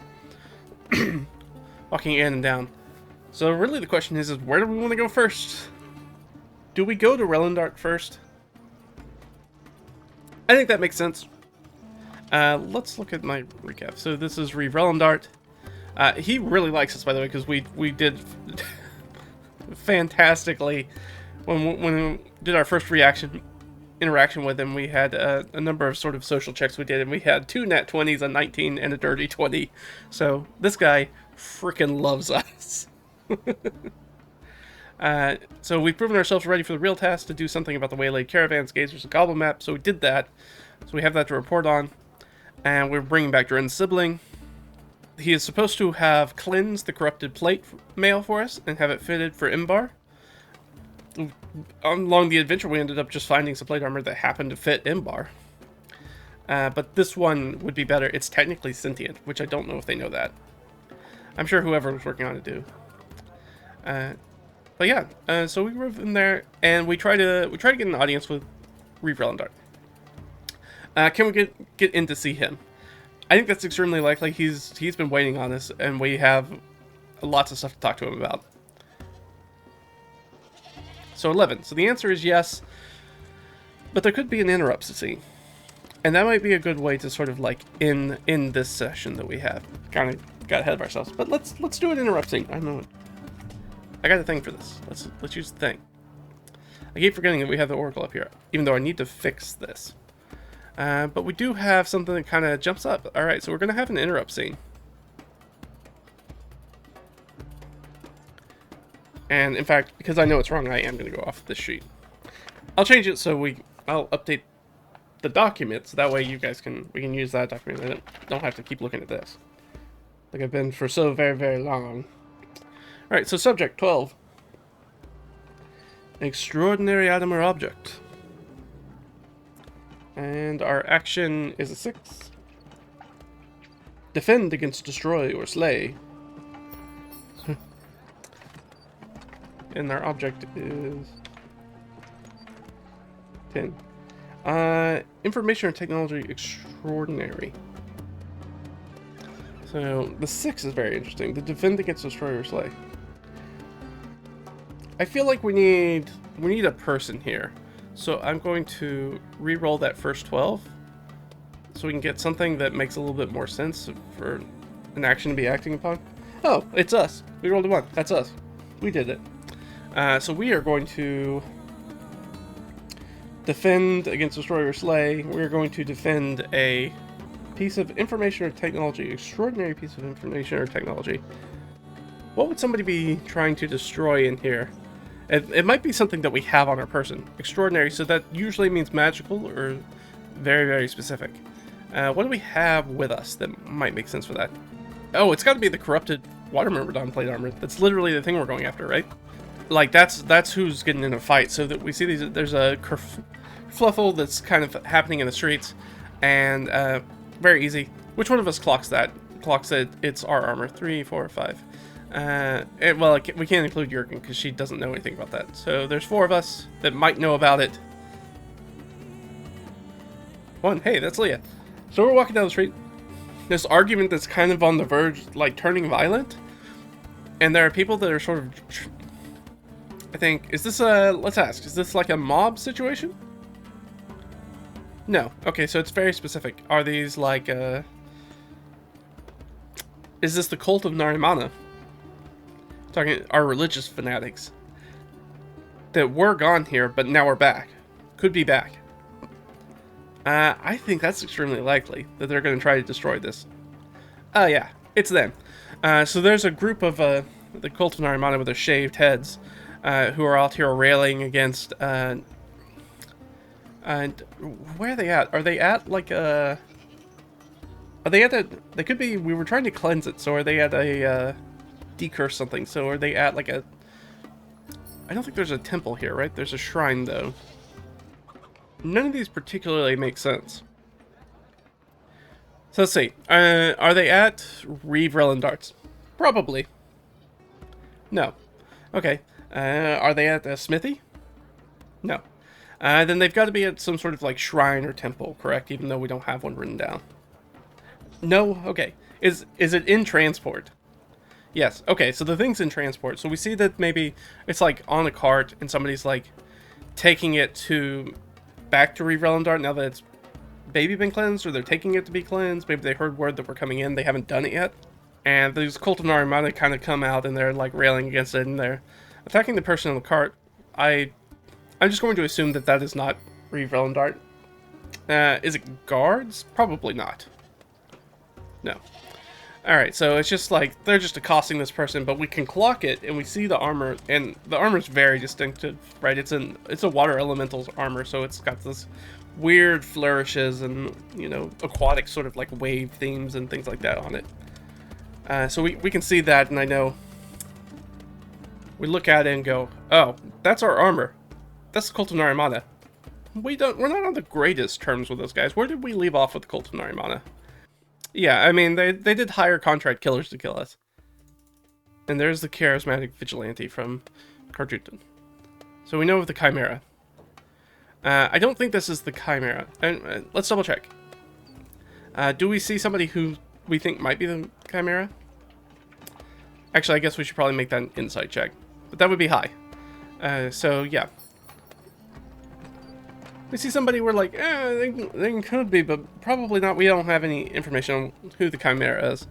But we do see them sort of like accosting these people, and it looks like they're trying to get the armor, and they're trying to take it.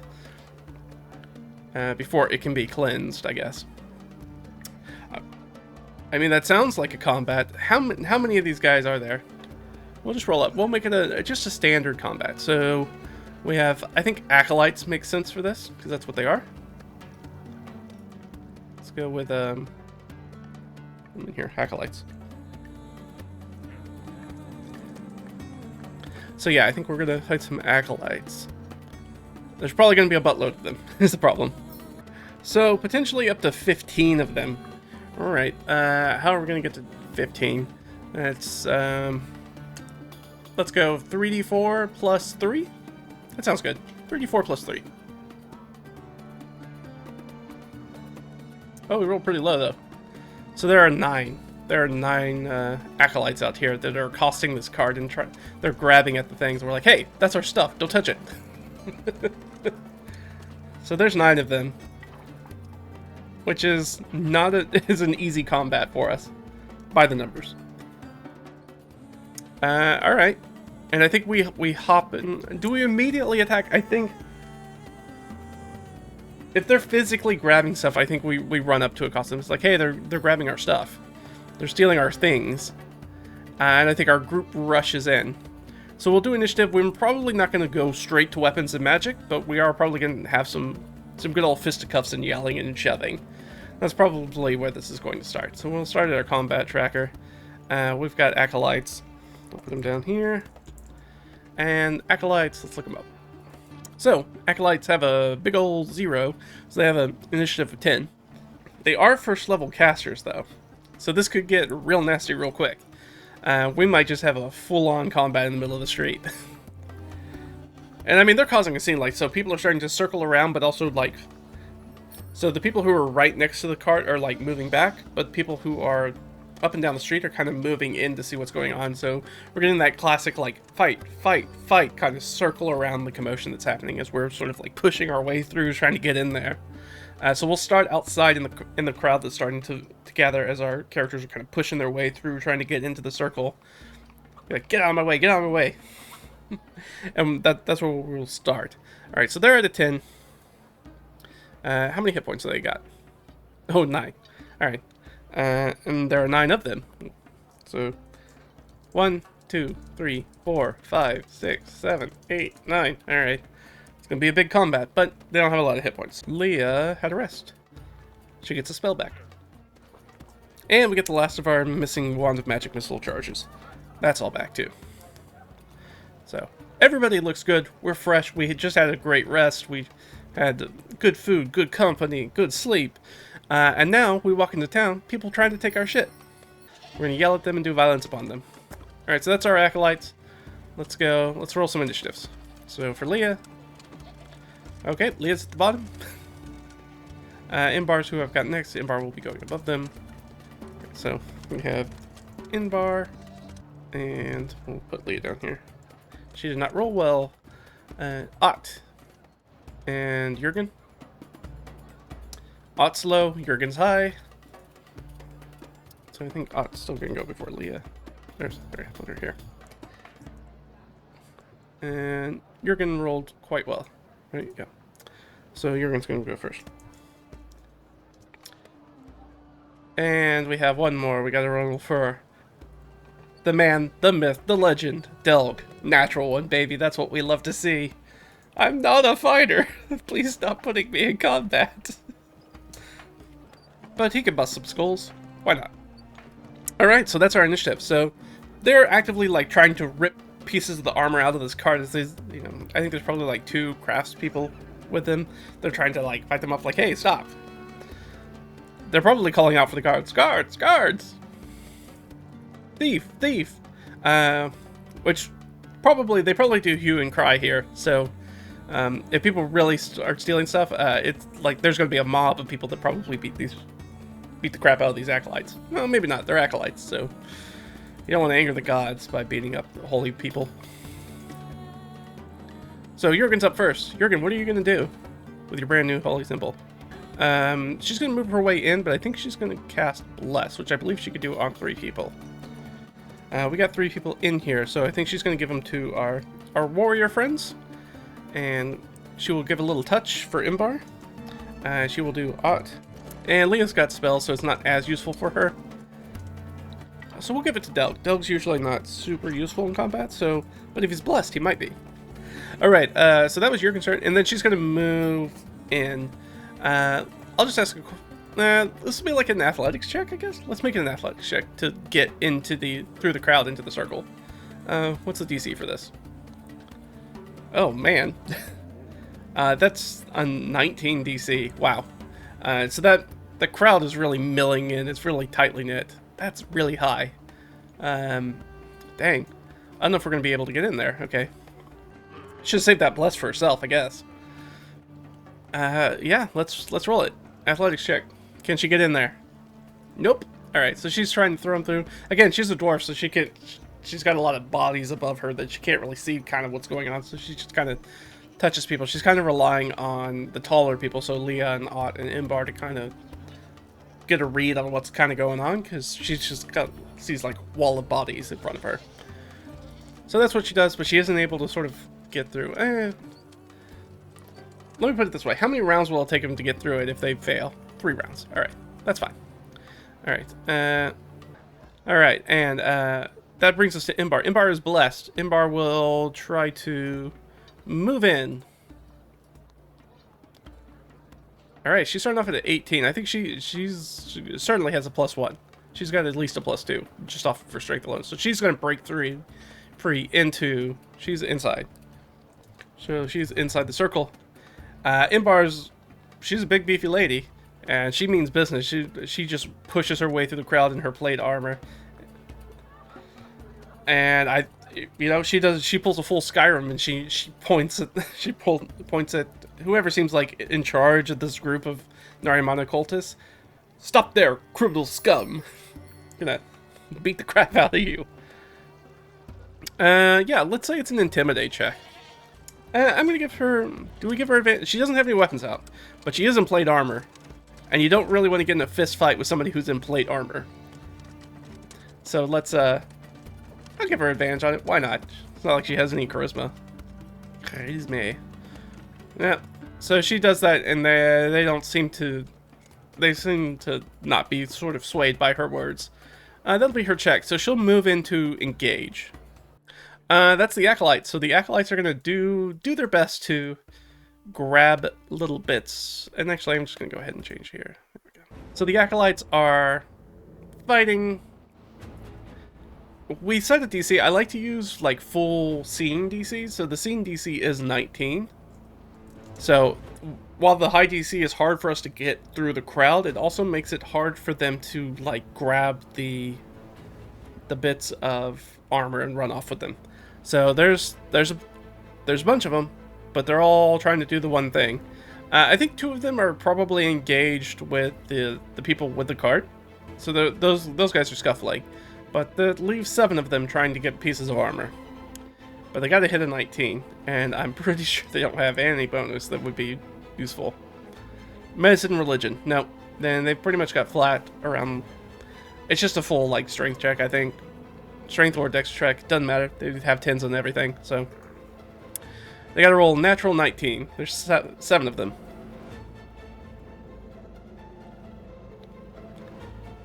The first guy, we watch somebody, so Imbar's pointing at one person, and this one guy, like, grabs, like, I don't know, like a van brace or a gauntlet or something, like, grabs it and is going to turn around to run away. And he's going to try to push his way out the crowd to the other side where Imbar is. And natural one, it falls on his butt, trips over himself, and, you know, butt up in the sky. Flapped over, his tunic sort of flapped over, so it's giving everybody the full moon as he falls on his face in the dirt. Alright, so we'll go ahead and I'll move these guys down here. So he has the armor, but is prone, kind of tripped over and got pushed back by the crowd and fell over, you know, ass over tea kettle, just butt in the air. But everybody else missed, and then you have the 2 that are kind of scuffling. Alright, Ott. Ott's going to try to, I guess, make her way through. Come on, Ott. Rolls a natural 19. She absolutely pushes through the crowd. She's taller than everybody, so she definitely sees that guy that's running away with the armor. Can she make it to that guy? Yeah, she sure can. I think she's going to run over there and kick that guy in the teeth while he's down on the ground, honestly. So it's going to be an unarmed attack. She gets 2 of them. She has advantage on both. That for sure hits. That's probably not going to hit. What is Ott's bonus for a melee attack? +4. What's their AC? Their AC is 10. So, yeah, she gets 2 hits on him. Now, it's only like unarmed attack, so it's 1 plus her strength mod, which is 2. So this guy on the ground has it's taking 6 points of damage. as Ott goes over there and just starts, while he's down on the ground, just starts kicking him, like, wherever she can kick him, in the face, in the chest, anywhere, stomach, wherever, kidneys, wherever she can get her big meaty paw to land, that's what she'll do. So this guy just gets the absolute snot kicked out of him by a 7-foot-tall gnoll. And so, Ott is blessed. She is inside the circle. Circle in melee. Alright. So she is in there. That brings us to Leah. Will Leah actually probably be able to get in? Probably not. I don't know if she has any useful spells in this. Comprehend language, detect magic, find familiar. Grease. Yeah, you know what? She's going to cast Grease on the bits of armor that are in the cart still. So she's going to cast Grease on those to make them extra slippery, so people will have a hard time sort of grabbing them and holding on to them. So that's what she's going to do. So she's going to make it even harder for them. So she's going to grease those. So we're going to go disadvantage to grab green stuff. Armor pieces. So that's terrible for everybody, but more terrible for the people who are trying to take the armor pieces away. We don't know why, other than they're, you know, cursed. But that is what the situation is. So that's Leah. Leah will attempt to push through. I mean, she has Bless, but she's probably not going to make... Natural 20, let's go! Leah, like, finds an opening between, like, somebody who's got, like, their arm up, and she, like, passes under them, like, kind of pushes them out of the way, and she kind of muscles her slight frame into the circle, and then kind of uses her magic and this grease just erupts in the cart. The entire cart is just filled with this gross grease now, and it's just all over the armor pieces. And all these acolytes that are trying to grab them are just like sliders, like they pick it up and it slides through their hands, and some of it probably gets on the ground. They start slipping and sliding all over the place. But yeah, all right, she's in the circle.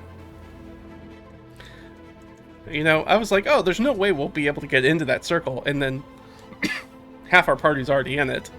And Delg doesn't really have a good, again, being a dwarf, doesn't really, just sees like a wall of bodies, doesn't really have line of sight to like sling or do anything like that. So he's just gonna have to try to push through. He does have bless though. Are you freaking kidding me?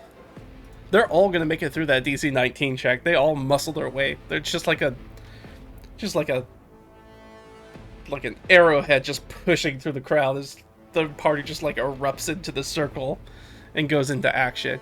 Now all hardened combat veterans at this point. Even Delg, who at the beginning when we picked up Delg was just a barber surgeon that just kind of got swept up in everything, and now that dude is very battle hardened. He's not good at it, but he's not afraid of it anymore.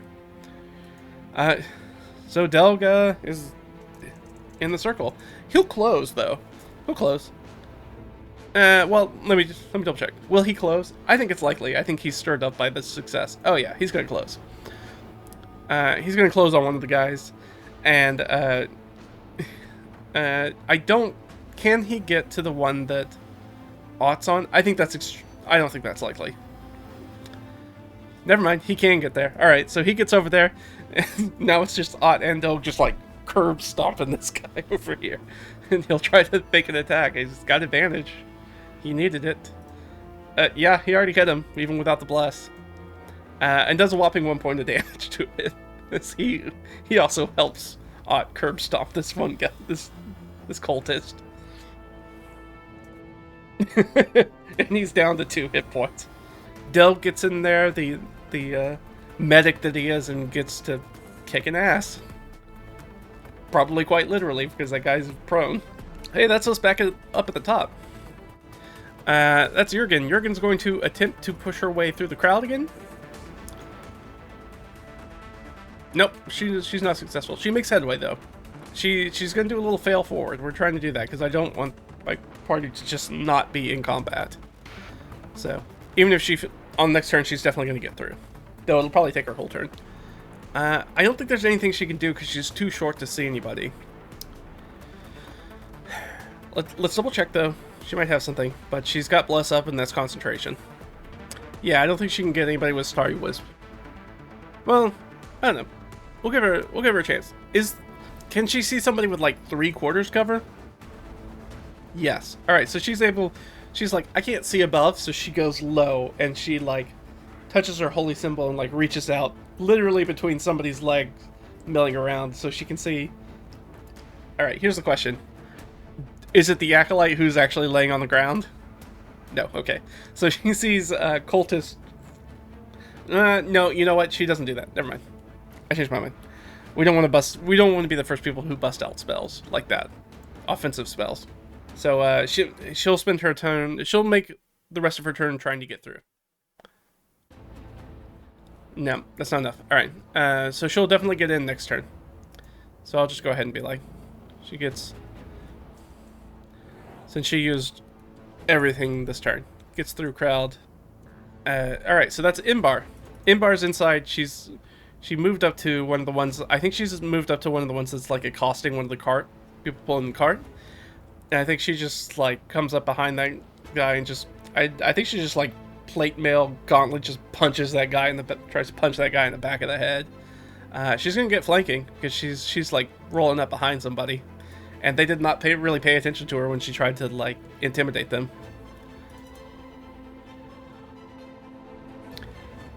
Bruh, that's a crit. You're about to crit this guy in the back of the skull. She's gonna one punch kill this guy probably. Okay, so it's 3. Or I guess 4. Could you double the damage? But you only do 1 point.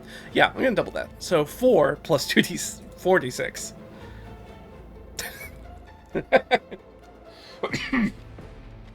So, obviously, we're using fisticuffs, so we're not trying to kill people, but we are going to make a... Imbar's going to make a statement, is what she's going to do. She comes up behind this guy and, like, full-on James Bond, Austin Powers 60s spy move is like, judo chop in the back of the neck, and that guy's like, oh, and just falls down immediately. She, like, hits him so hard, he just immediately KOs. That guy just went... just crumpled to the ground.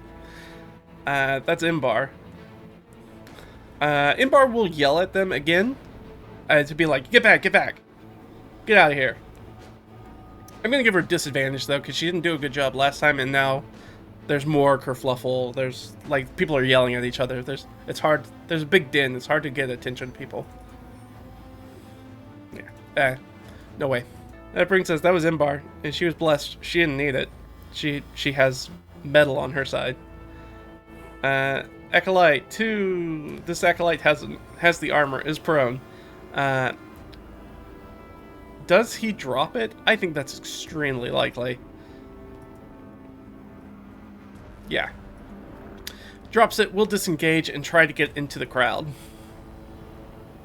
Is rebuffed by the crowd again. Can't get out of the room, but has dropped. Gets up and tries to get out, but cannot. So no longer prone, no longer has an armor.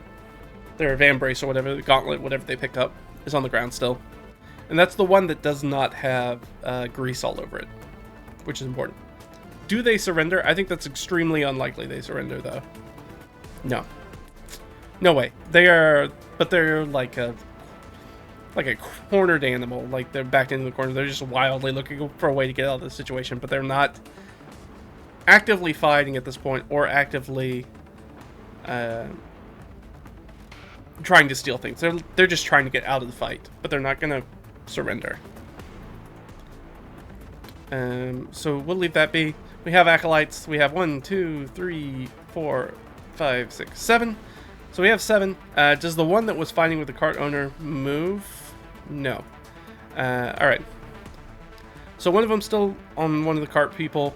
Does anybody move to engage? We'll just go down the list. Does somebody move to engage Leah? No. Somebody move to engage Imbar? No. Somebody move to engage Ott? No. Does somebody move to engage Delg? No. They are just staying the heck away from us. It's clear that they are not trying to... That's good, because it frames this encounter more. They're clearly not trying to fight us. They are trying to steal our stuff. They have a different objective for this encounter. They don't want to fight us. So they're not throwing punches at us. They're literally just trying to steal stuff and run off. So that means there's 7 of them, or I guess 6 of them, are trying to get away with pieces of armor. Nah, not even close. I mean, this one's close, but nope. They stick their hands in the carts. They're like reaching over people trying to get in there. They're all huddling around it, and the people with the carts are like trying to like physically block them from stealing the stuff. And they're reaching over there, and it's just like the grease is just moving the things through their fingers. They cannot get a hold on this stuff. They just can't do it. There was the one on the cart. Does he throw a punch at the cart? One of the cart guys? Probably not. Extremely no. Extremely unlikely. So -5 because we kind of said that they don't want to get in a fight. Yeah, no. They're just scrambling at this point. Things are not going well with them. All right. So that's the acolytes as they do their Keystone Cop impression because they're not doing a good job at anything going in here. Ott's in there. Ott sees this acolyte be like, no, I'm good. I'm just trying to get out of here. I think Ott points at Delg or points at the piece of armor and tells Elg to get that gauntlet. And she's going to turn around and start busting some skulls on one of these guys. Can she get into flanking with somebody? I think that's likely. Yeah. Alright, so she's going to move up into flanking and make an attack. Oof. Yeah, that'll hit. She's going to make 2 attacks. The 8. The 8's definitely going to hit. I don't even need the bless. So she's going to hit him twice, and that's 1 plus her strength modifier of 2. Twice, so that's 6 points of damage to one of them. We'll just choose a random one. So this guy goes down to 3. As she comes up behind somebody and just starts punching them in the back of the head. Or punching him in the back or the ribs or the, who knows, the kidneys, something. She just comes up behind somebody and starts wailing on them. Probably the back of the head, actually. With her big meaty paws. So that's odd. Leah's in the circle. Leah not much of a combatant. And nobody's pulled any weapons yet. And these guys aren't really fighting. They're actively trying to get the stuff that's in there. This guy is probably going to start trying to run. What does Leah want to do? Leah does not... She's certainly not a fisticuffs kind of person, though she does have a +1 strength. She could use her Wand of Web. Let's look up the... I think web changed. Under a massive sticky webbing at a point within range, web fills a 20-foot cube that'll hit almost everybody. Let's see, when they're layer, the first time it pushes... More restrained. Yeah, she'll cast web. Why not? She'll cast web. And this is probably going to hit, frankly, everybody. Alright, so Leah will use her web, her Wand of Web, and cast. Use 1 charge. It's DC 12 strength check for everybody who's in it. And I think it's going to get Imbar's in it. Everybody except this one acolyte's in it. Ott's in it. Leah's not in it. And Delg, I don't think, is in it. So it's just kind of... these guys right here. And they need to make strength checks. Alright, so we'll do Imbar first. Yeah, she was going to make it without the bless. Ott makes it. Now for our acolytes. How many acolytes have we got? We got 1, 2, 3, 4, 5, 6, 7. So there's 7 acolytes that could get hit with this. That's 8. There we go. Fail. Fail. Fail, fail, fail. Alright, that's not bad. 5 of our 7 failed. So we'll just take 2 from the end here and be like, not webbed. These guys are free. These guys are webbed. Which means they are restrained. They ain't going nowhere. What's the sentiment of the crowd here as she casts web? I think that they... I don't know. Let's see. Let's get a sentiment for the crowd. Let's roll like a 2d6. 9. So as the spell goes off, they're like, ah, magic, but like not like I'm blowing people up with fireball, but like, oh, what? They're like, oh, what a smart display of magic. She sort of basically webs the entire card. Oh, we didn't do it for our two guys that are actually good. One of them fails, but one of them's restrained, but one of them is free and kicking. Can we at this point? I'll give Leah an insight check. No advantage because she's the only one looking for it. It's a terrible roll. So she has a 9.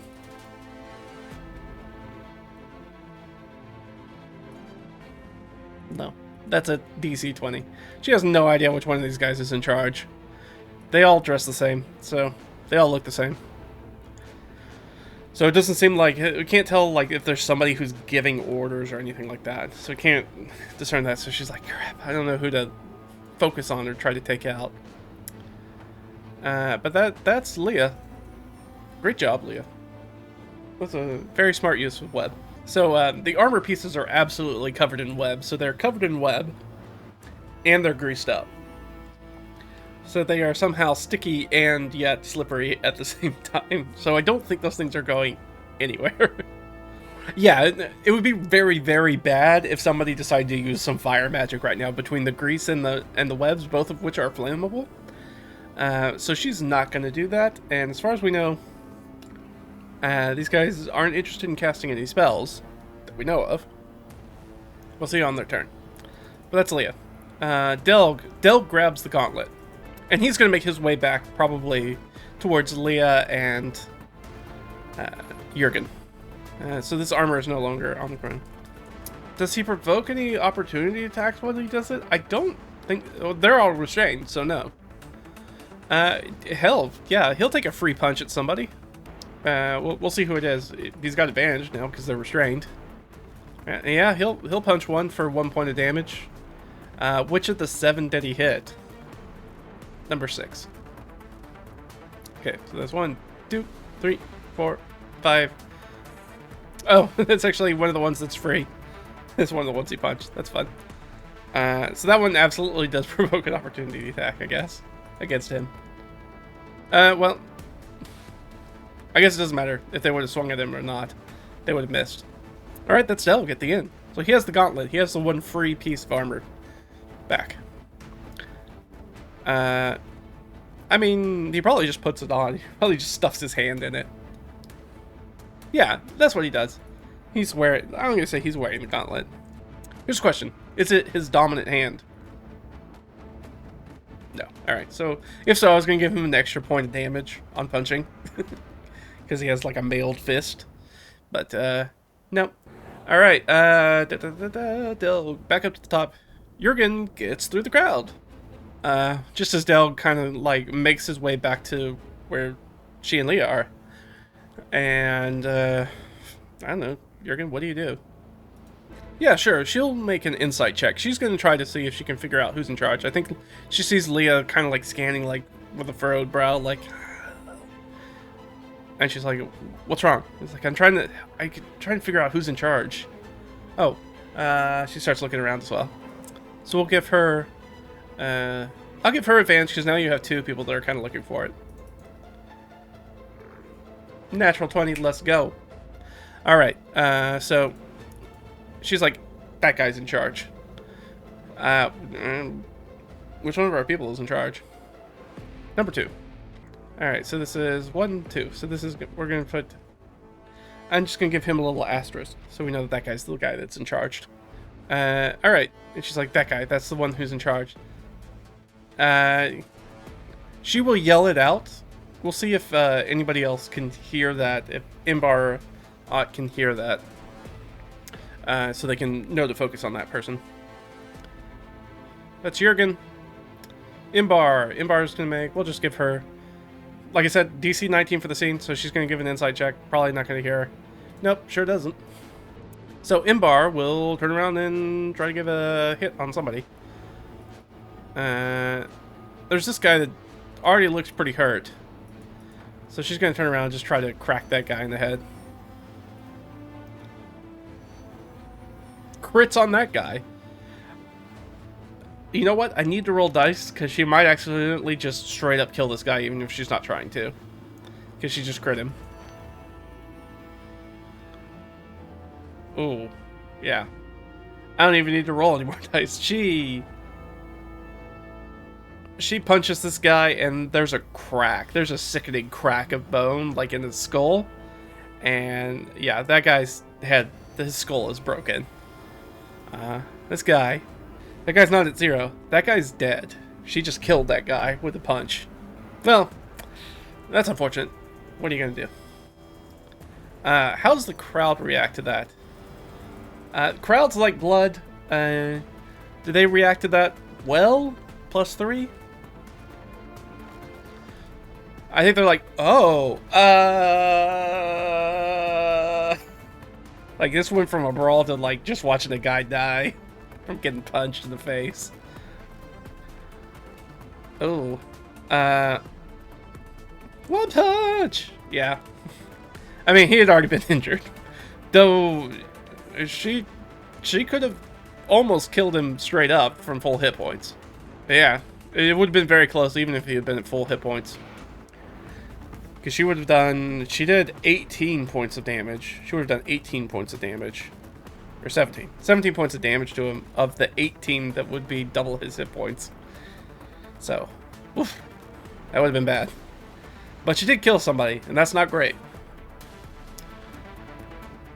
But she wasn't trying to, as far as we know.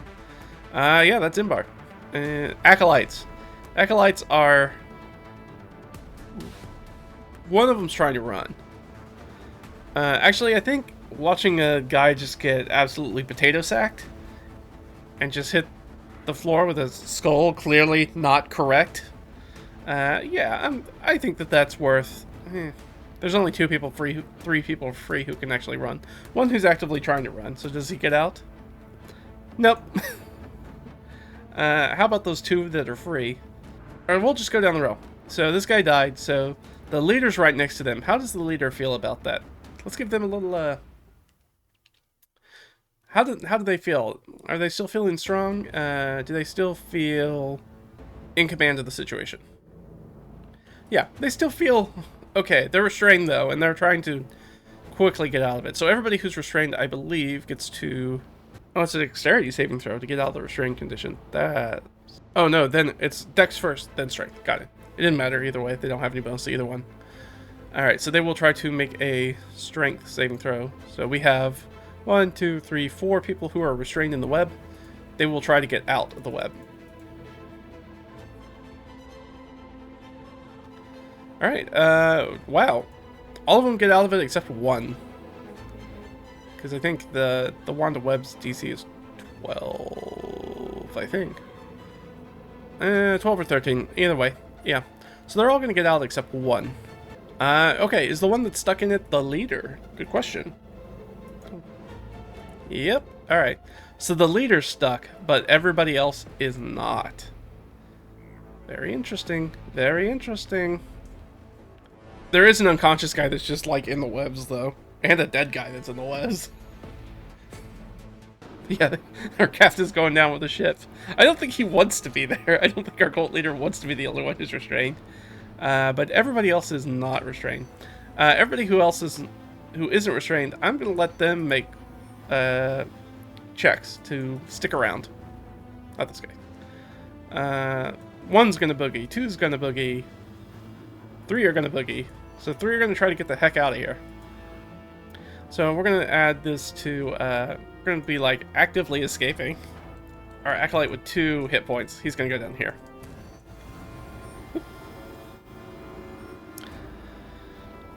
And then we've got 5. So we said 3 of them are running, right? I think that's what I said.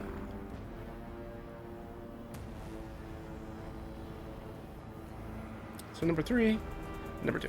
So number 2 and number 3. Alright, so 2 guys that haven't been hurt yet are like, we're gonna get out of here. I just watched that lady, like, break a guy's face open with her fist. So I don't, you guys can have the armor, I don't care that much. These guys are actively fleeing, but they use their actions to get out, except for the one guy that we already checked for. So they're not trying to, they'll keep trying to get free. And these other ones use their turns to get free, so they can't do anything. Ott's in there. Does Ott hear the thing about the leader? Nope. Alright, so she's probably gonna go for one of these free people. There's one that looks injured already, so she's gonna jump on that guy first. Doesn't have advantage. Doesn't need it. Yeah, there's no way she can't do 2 points of damage. So this guy goes down like a sack of potatoes, which means she goes into a blood frenzy. As one gets away, and as running by her, and she just kind of like probably like clotheslines that one guy that's running by, and that fills her with the blood frenzy, and she will make her free movement and attack probably on this injured guy that's still free. And she's going to do a free bite attack on him, I think. I think it's free. No, she gets to make it as a bonus action. And she still has another attack. And this one's actually going to deal some damage. But, you know, she's in the blood frenzy. What are you going to do? It's not great. You know, I mean, she definitely hits. So it's 1d4 plus 3 plus 3. So she does 6 points of damage to that one injured guy. She grabs that guy and just takes a chunk out of his shoulder. Just... She's in a blood frenzy on it. So that guy's reduced to 6. So she grabs him as he's trying to get as he pulls himself out of the web, and then she just pounces on him and grabs this guy, bites him in the shoulder, and then I think she's just going to punch him in the head, try to punch him in the head with her last attack. Yeah. I mean, she can't do less than 2 damage. That's not right. I did 2 plus 3. So he took 5 points of damage. He has 4 hit points left. He might not. He doesn't go down. He's down to 1 hit point. But she's got him wrapped up real tight. That's odd. As Leah's in the circle, as these cultists are like, oh shit, this is a real fight. Leah's in the circle. What is Leah gonna do? I don't think Leah's... At the end of the round, I need to check to see if guards arrive at this point. They've found a way to, like, push their way through the crowd. God, Leah, what are you gonna do? Well, no, she knows who the leader is. And that guy's restrained. She's gonna go up and sucker punch that guy. Why not? Or no, actually. She's gonna go up and be like, call off your guys. I think she's gonna, like, threaten him. Call off your guys. And we can end this now. Yeah, intimidate check. Oh, not good. Not good. What's the DC? That's DC 12. She did not make that. So she tries to do that. What was his reaction to that? Is he like, no, I'll never do that? Or is he just like, not engaged? I think he may just be like ripping at the webs trying to get out. Or maybe it's covering his mouth or something. Yeah. Alright, so she tries to get this guy's attention, but he's like covered up in web and he's just like trying to get out of it. He's not really listening. So she tries, but she can't get there. They can't do it. But what are you gonna do? So she kind of wastes her turn doing that. That's Delg. Delg is wearing the gauntlet. He can see that one that Ott's got wrapped up pretty well. So sure, he'll run in for an attack. He'll run back in. Yeah, he'll hit them all day. He literally does 1 point of damage, so he knocks this guy unconscious that she's taking a big bite out of. Before she accidentally kills that guy, and he just comes up and like sucker punches him. Right in the bread basket, and they go, ugh! And then Ott just kind of drops him on the ground. All right, that's our boy at the bottom. So we need to see, have the guards showed up by now? Probably likely. I should have been doing that earlier. So +3. Yeah. All right. At this point, guards start to break through into the ground, like break it up. Did it, and you know they've got real weapons, and I think all of our people start to stand back. The only one that I'm worried might not stand back is Ott, because she's in her blood frenzy. So we're gonna give her a keep it cool kind of roll. Now I think Delg's like holding her back as well as he can, so he'll try to give her the help action, but she has a -1. This is more of a, I don't know if it's a wisdom or charisma check, and since I don't know which one it is, I'm just gonna make it a flat roll and let that +1 and -1 cancel out.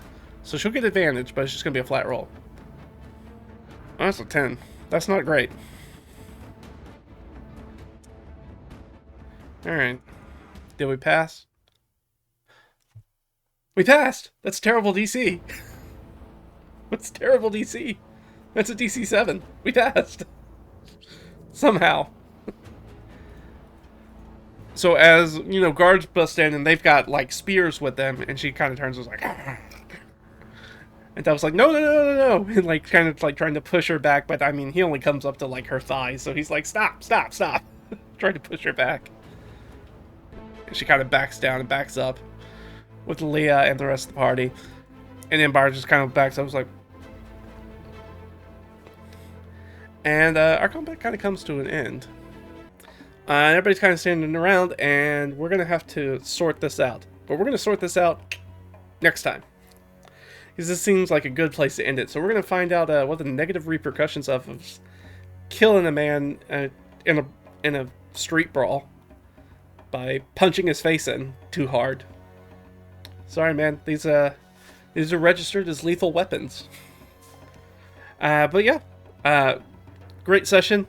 Didn't think we were going to get into a street brawl, but we did. I also didn't think that we would have a nice campfire evening, and we did.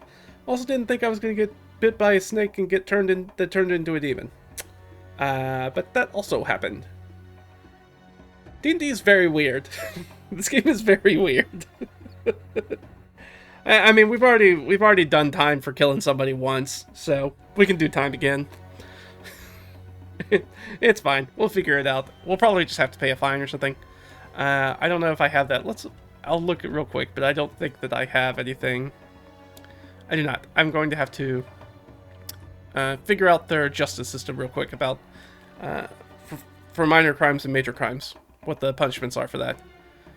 If anybody rats on them, because right now there's no witnesses. So nobody, unless somebody comes forward to be like, I watched that person kill that person, and maybe nobody comes through. There's a lot of bodies and a lot of finger pointing, so they may just call it a wash and that'll be it. But we'll figure that out next time. Thanks guys for hanging out with me, going through this. Hopefully you enjoyed it. If you haven't tried solo gaming, you should definitely try it out. It's a lot of fun. It can be very wacky like this session, but it is a lot of fun. I think that's it for me. We have some more videos planned. If you're this is your first time watching, go check out the other 43 sessions before this, and you can see how we got to this point. You can go see how exactly what happened the last time we killed somebody in public and had to deal with that, where we had to do community service and then got our contract bought out. So that might happen again. That was a pain in the butt last time. Could be a pain in the butt again this time. But lots of fun. Thanks for hanging out with me, guys. And I will see you guys next time. Alright? Bye-bye.